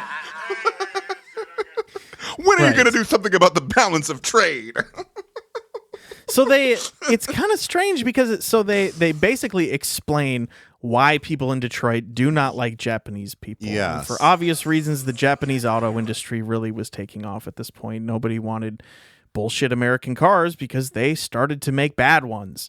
And the Japanese were making good ones at the time. Yeah. And so they kind of get into the desolation this caused across the Rust Belt. Right. And they chose to have these guys make a really articulate, albeit dated, but like pretty like succinct argument for like why what's happening, why like letting the Japanese auto industry in has been bad, which again doesn't have anything to do with Japanese people, but it kind of serves as like almost like like an excuse for the racism and cruelty, which doesn't really I don't know, that doesn't really fly with me. I just didn't really was that the point, or did you get something else? I think so. Yeah, it was like, see, both sides have a point here, but it's I don't think they do. Yeah, it's a random Japanese. You don't even. I mean, right? He's just some fucking guy. I want to know something. He has a confusing job. I mean, he's like a corporate espionage government detective. We get the moose joke around this point. So yes, someone makes a reference to hair moose, and Pat Morita goes moose and puts up his hands like antlers, and Jay Leno explains what moose is, and that Yes, big laugh. I guess I didn't really remember exactly how this fight gets sparked off, but we see a fight scene now. Big fight with a lot of men in their 40s and 50s tossing each other around. It was kind of fun to watch. I mean, why were they fighting each other? Isn't there only two people that would be fighting? Yes, a fight. But they all start beating the shit out of each other. The men that are hanging out in the bowling alley are angry at Jay Leno and Pat Morita. A fight breaks out, but everyone, just started clobbering each other. And in fact, when we finally get to the end of it, that's how the fight ends. But I don't know. I thought the fight scene was pretty weak. Pretty bad stage combat, I guess. But then I don't know. Pat Morita hits a guy with a bowling ball. That's fun. He bites makes a good sound effect. Bites a guy on the leg. Someone dives headfirst into a vending machine and smashes it. I mean, that's kind of fun stuff to watch. It is fun stuff. There was a lot of very poorly constructed wood in the room that all gets smashed. Yeah, so these sort of trellises around the booths, and those things were getting smashed to bits. I was entertained there. That was all right. Yeah, that was fine. My pizza was gone at this point, so I was, grasping at straws.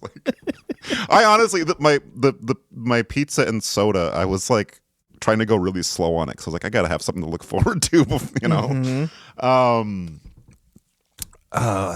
So Pat Morita's bad at fighting. He's hitting people with bowling balls. He bites a guy on the leg, and Jay Leno says, "Great, I got the only guy in Japan who doesn't know karate." Yeah, and Pat Morita says, "That's not true. My brother also doesn't know karate." So those are the two Japanese men who don't know. That's karate. yes. They make it outside the bowling alley, and I didn't mean to cut you off there, but I did. Fine. And I don't know. They're having some sort of dialogue about.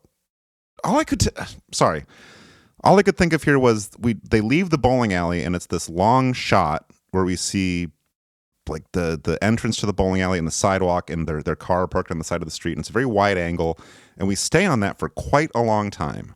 Mm-hmm. This seemed like a moment where there were some other shots they were supposed to get, and they just didn't get them that day. Yeah. But the fight spills out into the street. People are just beating the shit out of each other. I do like that they're just chatting while that's happening in the background. I actually did think that was kind of funny. Oh, and at this point in my notes, it says plotline. Who cares about any of this shit? Let me ask one. We are about an hour into the movie at this point. I don't think they were doing this, but do you think all of the auto worker guys fighting each other, do you think that was a very intentional metaphor for like our maybe America's trade policy and how we end up just fighting with each other over it instead of the people actually making these decisions. Blaming the immigrants. I do very much think that high-minded approach was what was behind the thought. You don't think so? No, I don't. I don't. I'm just trying to make sense of it. No, I think they just thought people want to see people beat each other up. Well, then it works on two levels. If you choose to accept my theory, then you might enjoy this movie slightly more than you would otherwise. There's some sort of Jay Leno and Pat Morita get back in the car. I don't remember what this was, but there was some sort of exchange about like, what is this Mickey Mouse crap?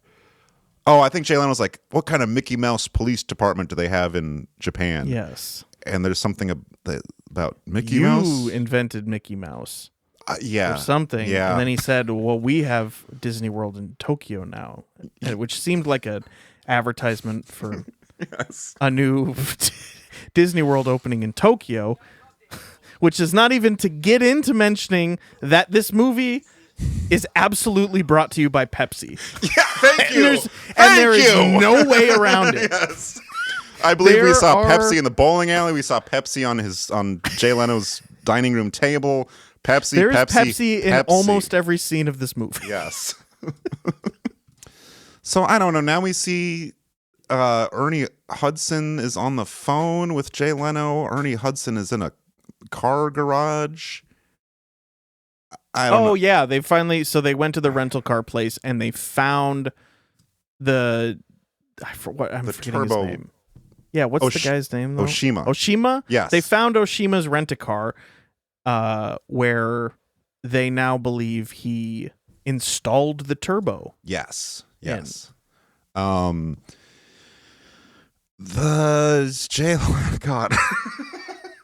Jay Leno and Pat Morita arrive at a pretty typical suburban house, and it's the house of Scully, the goon, right?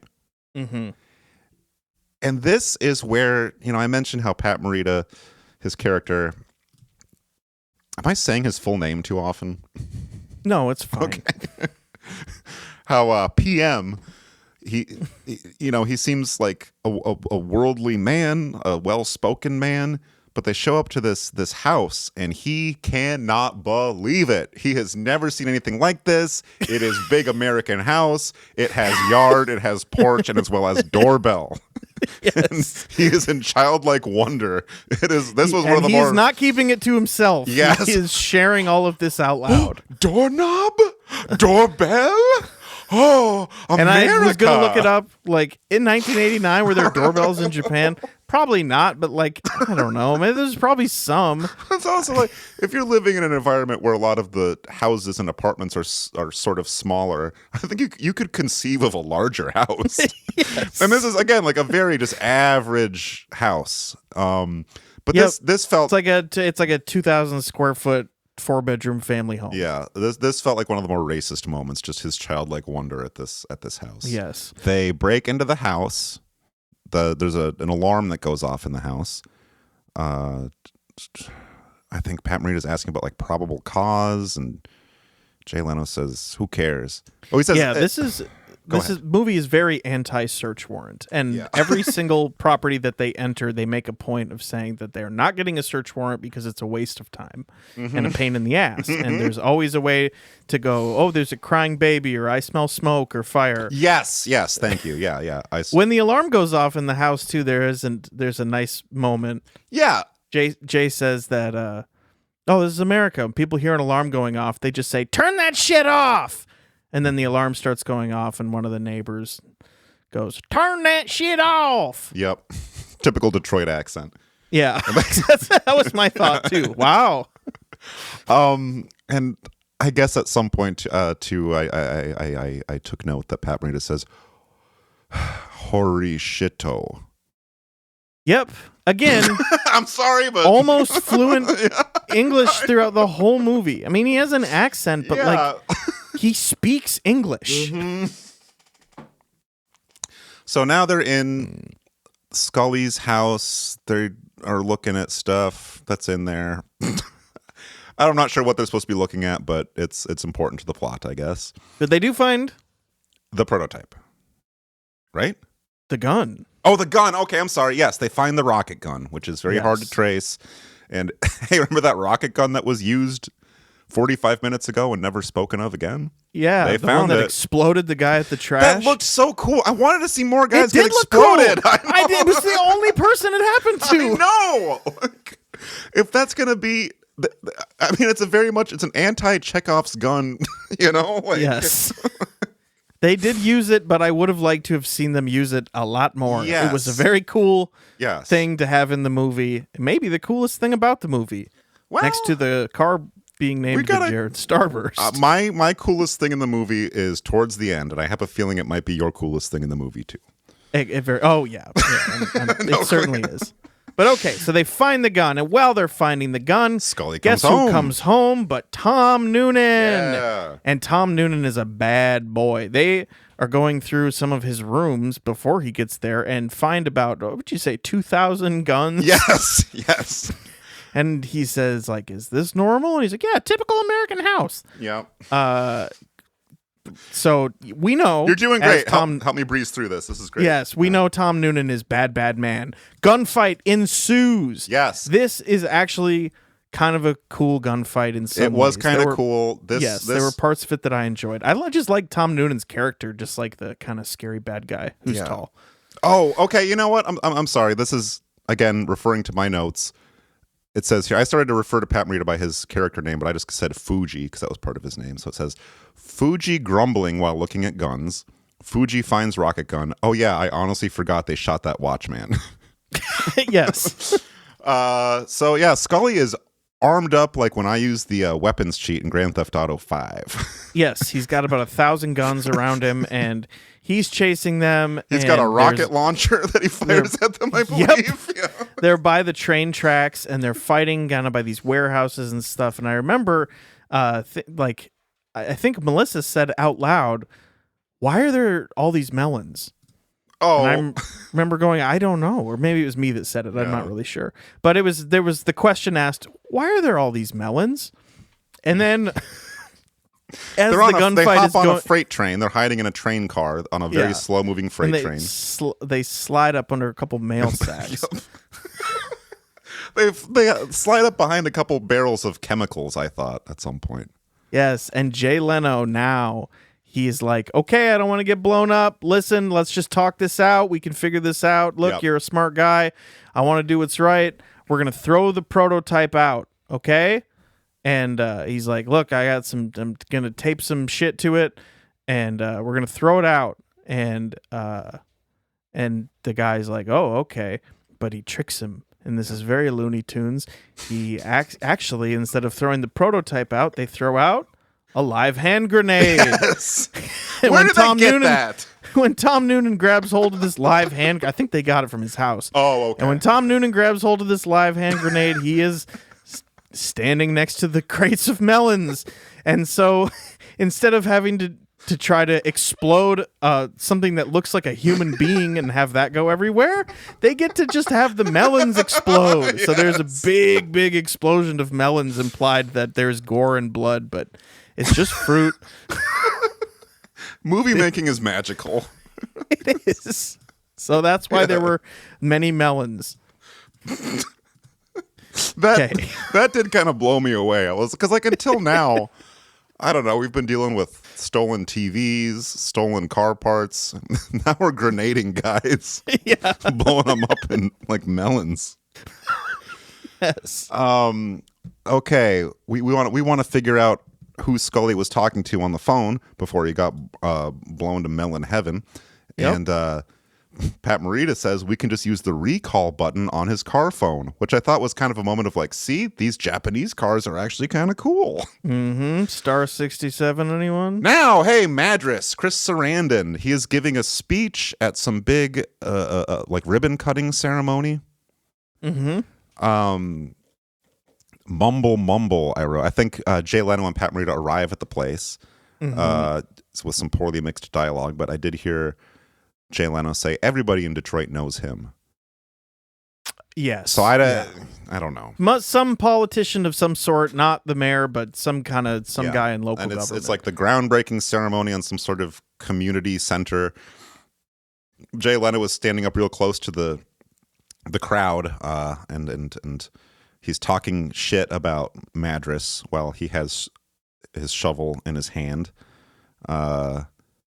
What is this? There's a line of dialogue here. I'm on something. Oh no, Chris Sarandon says to Jay Leno, "Are you on something?" And Jay Leno responds with this line, and I tried my best to write it down word for word. We might have to play it. He says, "I'm on something. I'm on your ass. That's the something that I'm on." He flips the line in a crazy way. The way I transcribed it was, "I'm on something. I'm on your ass. That's what I'm going to be on."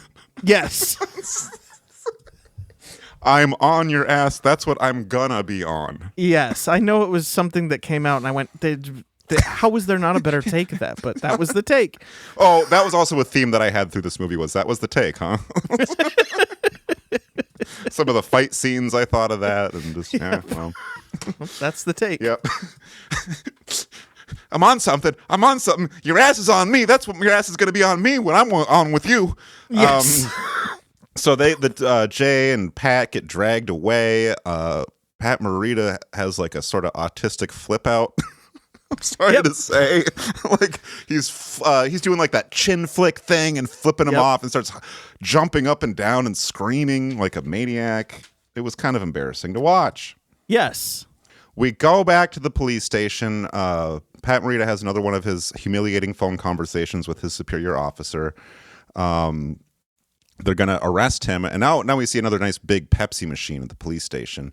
Yes. Homicide Lieutenant Dingman has Pat Morita cuffed up. Pat Morita says he has to go to the bathroom. I think Pat Morita had a lock pick in his jacket.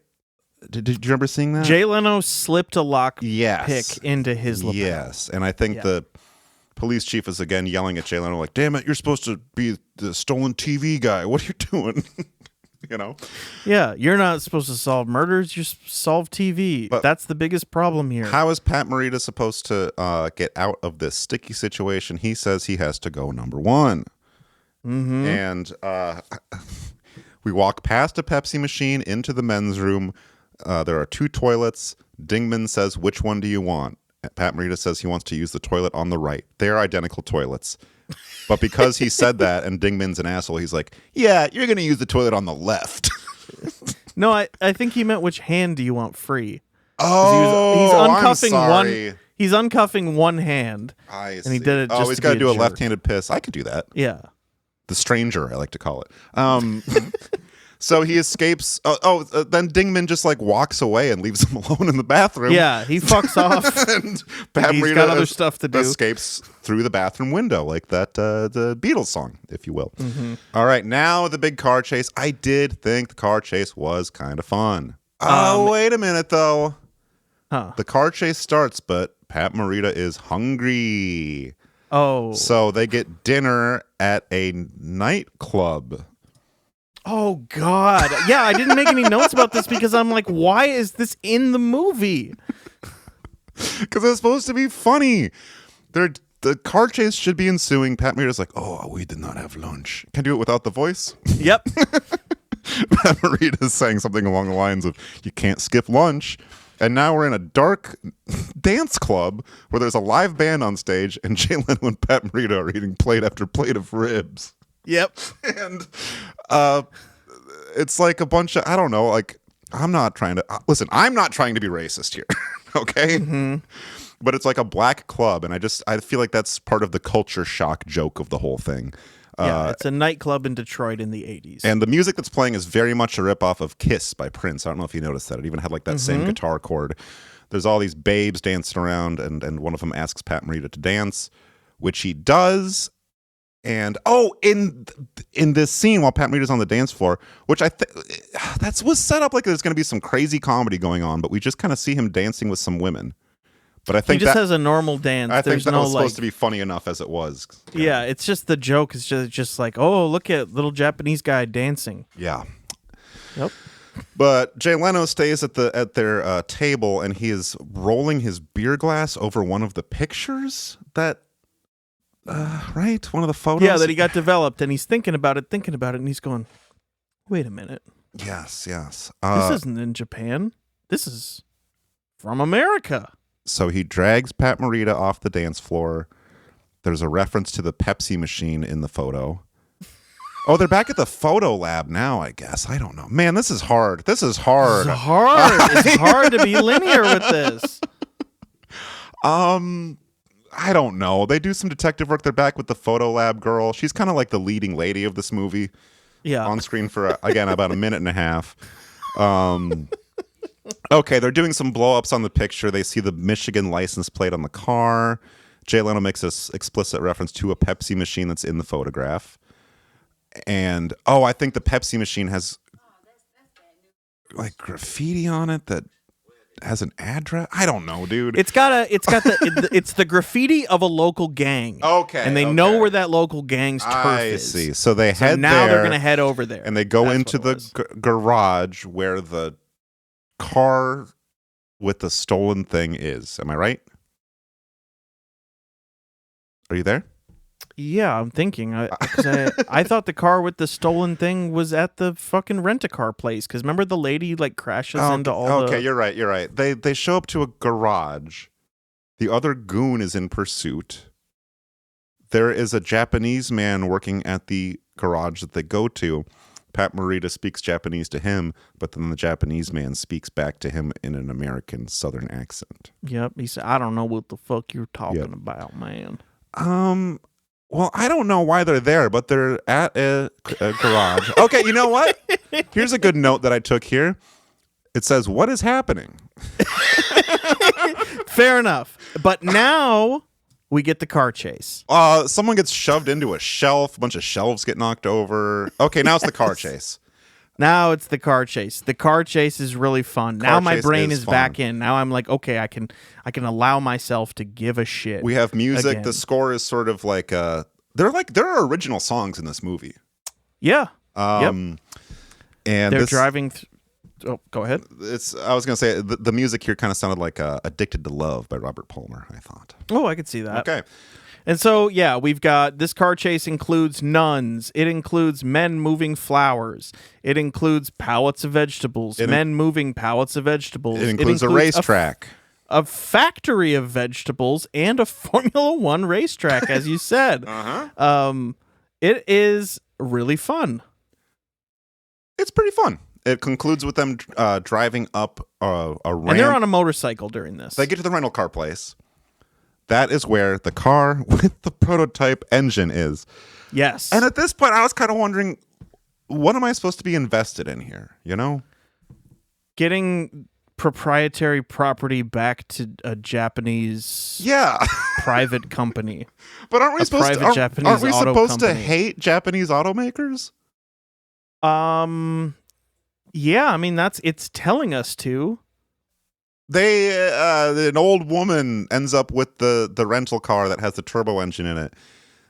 The Jay Leno and Pat Morita arrive shortly after she has rented the car. We see the woman take off in the car, and she just speeds through the parking lot, crashing into cars that are in the lot, bumper cars style. Every car, we get sped up footage here, which makes it even more fun. It was kind of fun to see. Then Jay Leno and Pat Morita they kind of commandeer her car and drive off, and she's yelling, "Wait, my purse is in there." Well, yes. The car chase continues. I think this is where we get the produce plant stuff. Yep. They drive into the back of a delivery truck and crash through the windshield of it in slow motion. Which was cool. That was cool. It was all right. I took a note here that I think Jay Leno's hair is grayer by the end of the movie. I could see that.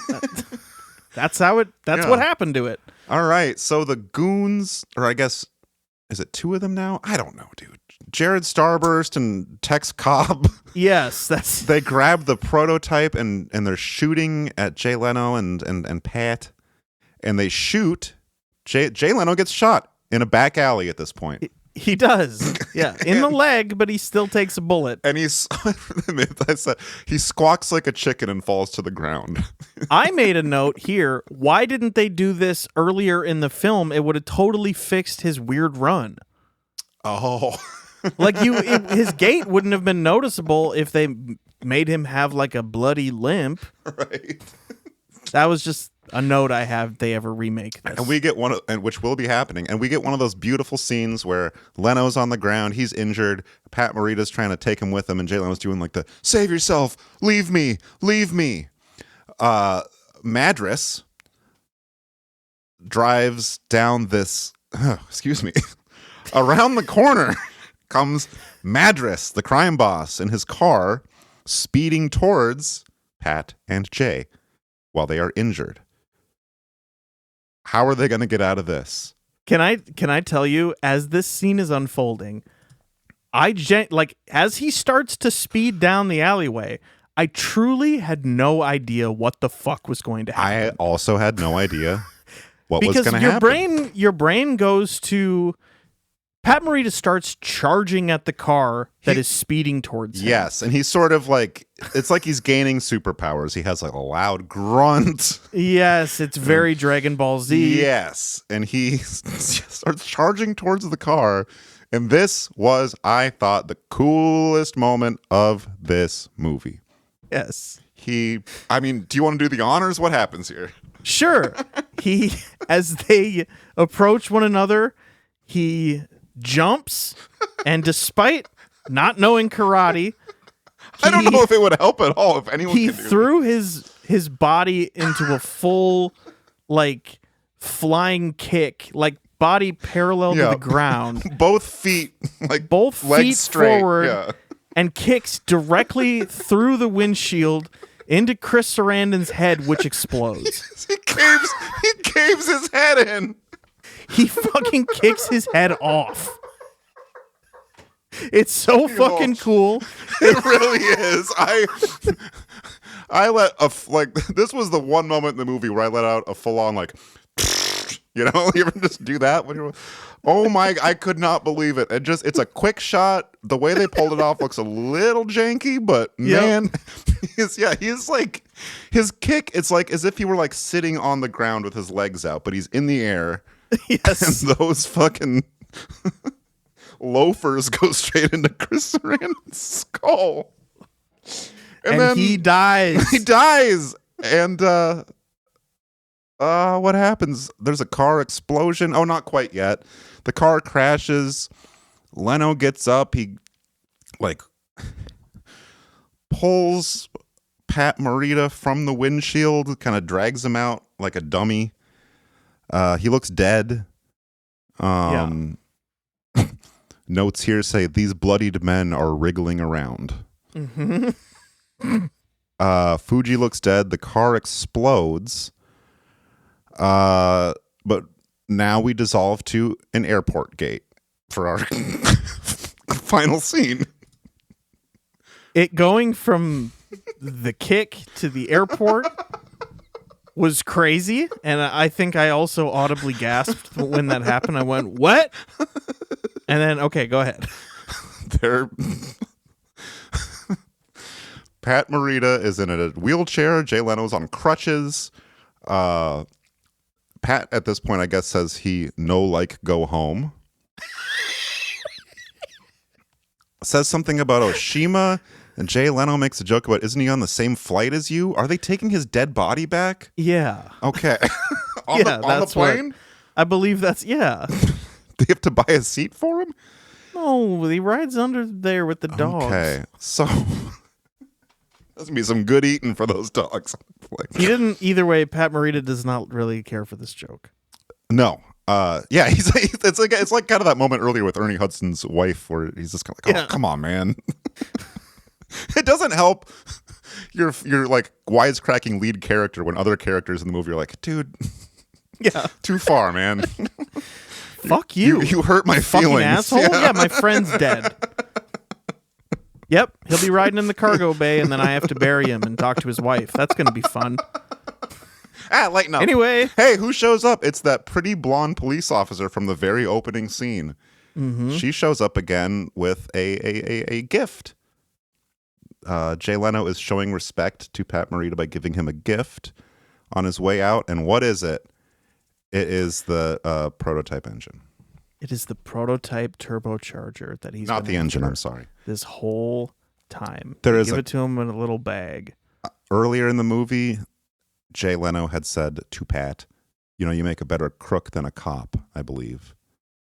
Or no? Reverse. Okay. Whatever. That line comes back. Yes. There is a respectful bow. Jay bows to Pat, and now it's like a 85% bow as well. He is head below his knees bow. So ultimate respect shown. And we get as Jay is walking away and looks over his shoulder at his new friend, we see these two guys on screen at the same time, split screen. Yep, Jay. The camera, two separate shots collide in the video toaster, and we get a perfect split screen of the two of them. Going back to my notes, what I see here is respectful bow from Costas, funny split screen moment, freeze frame, fun music, and I'm so relieved. That's it. Now, what does he do before he does? What does Pat Morita do?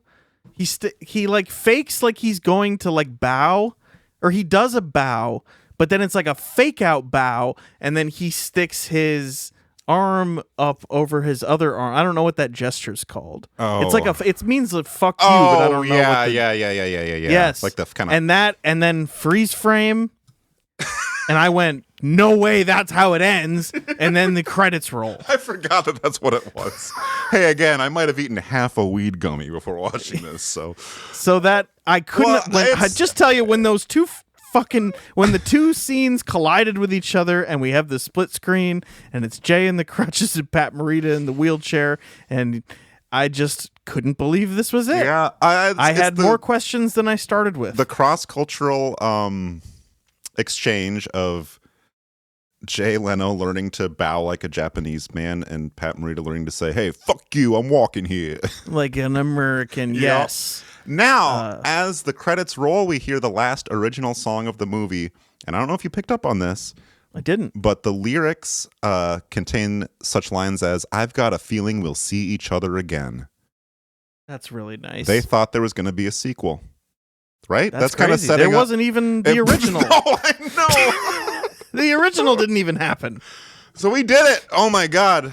We did it. We motherfucking did it 2.5 hours later. It's a dud. It's a fucking dud. It's not a full-on train wreck, though, I would say. No, it's a bad movie, but it actually had some promising, if not misplaced, moments. Yeah, and it was fairly entertaining. It wasn't until like the last half hour that I really started looking at the how much time was remaining. Yeah, I paused like halfway through to run to the bathroom, and I went, oh, God. I did the same thing. I was like, the fuck? I think I did it at the half-hour mark, and I was, yeah. I think that's why it's just so frustrating when it just sort of ends. Yeah. I don't know why I needed some resolution to it, but I did, and then I didn't get that. I'm just basing this on my own hunches. Please don't add this to the Wikipedia article, anyone, but I really had a feeling that was not the planned ending. Yeah, it didn't feel like it. It felt like they maybe shot it differently or shot something else, and then they hate like whatever that was tested so poorly that they were like, okay, well, let's just do what we can with the footage we have, and we can make a freeze frame, and that can be the end. And I think that's what happened. Learning some of the trivia that I learned about this movie during my IMDb and as well as Wikipedia reading. Apparently, there were scenes that were meant to be filmed for this that just never got before the cameras because they were running out of money for the movie. Yeah. So that makes sense. Pepsi check was drying up. Tell them we'll add a Pepsi machine to the police station bathroom. They'll give us another 10,000 so we can. And I'm not just saying like, oh, you see Pepsi signs in this. There is a distracting amount of Pepsi branding in this film. There really is. Yes, I'm glad that you noticed that as well. It would be impossible not to. It truly would. Collision course, not great, not good, bad, not racist, not completely horrible. It doesn't make sense. And that's kind of by the end, I'm like, I don't care about this thing getting returned to the... Why couldn't Oshima have been a character that... Listen how whiny I sound right now.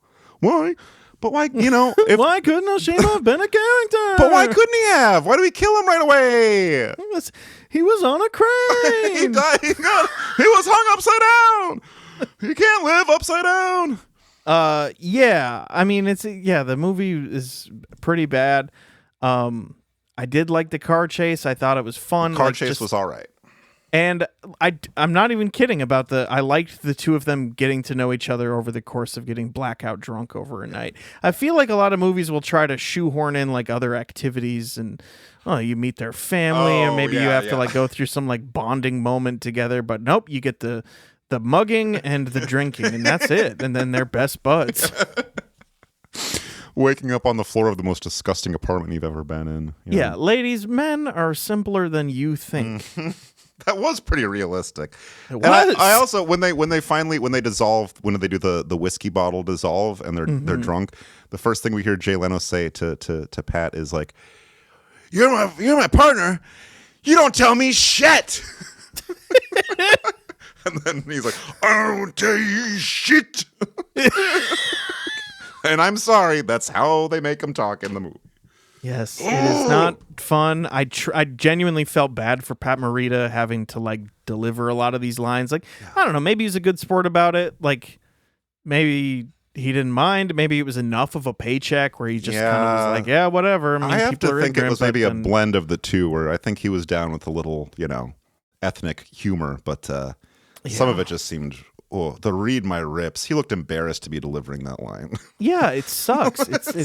It sucked for me to see. Yeah. I can't imagine how degrading it was to say. And I know I mentioned it earlier, but God, our longest fucking episode of all time.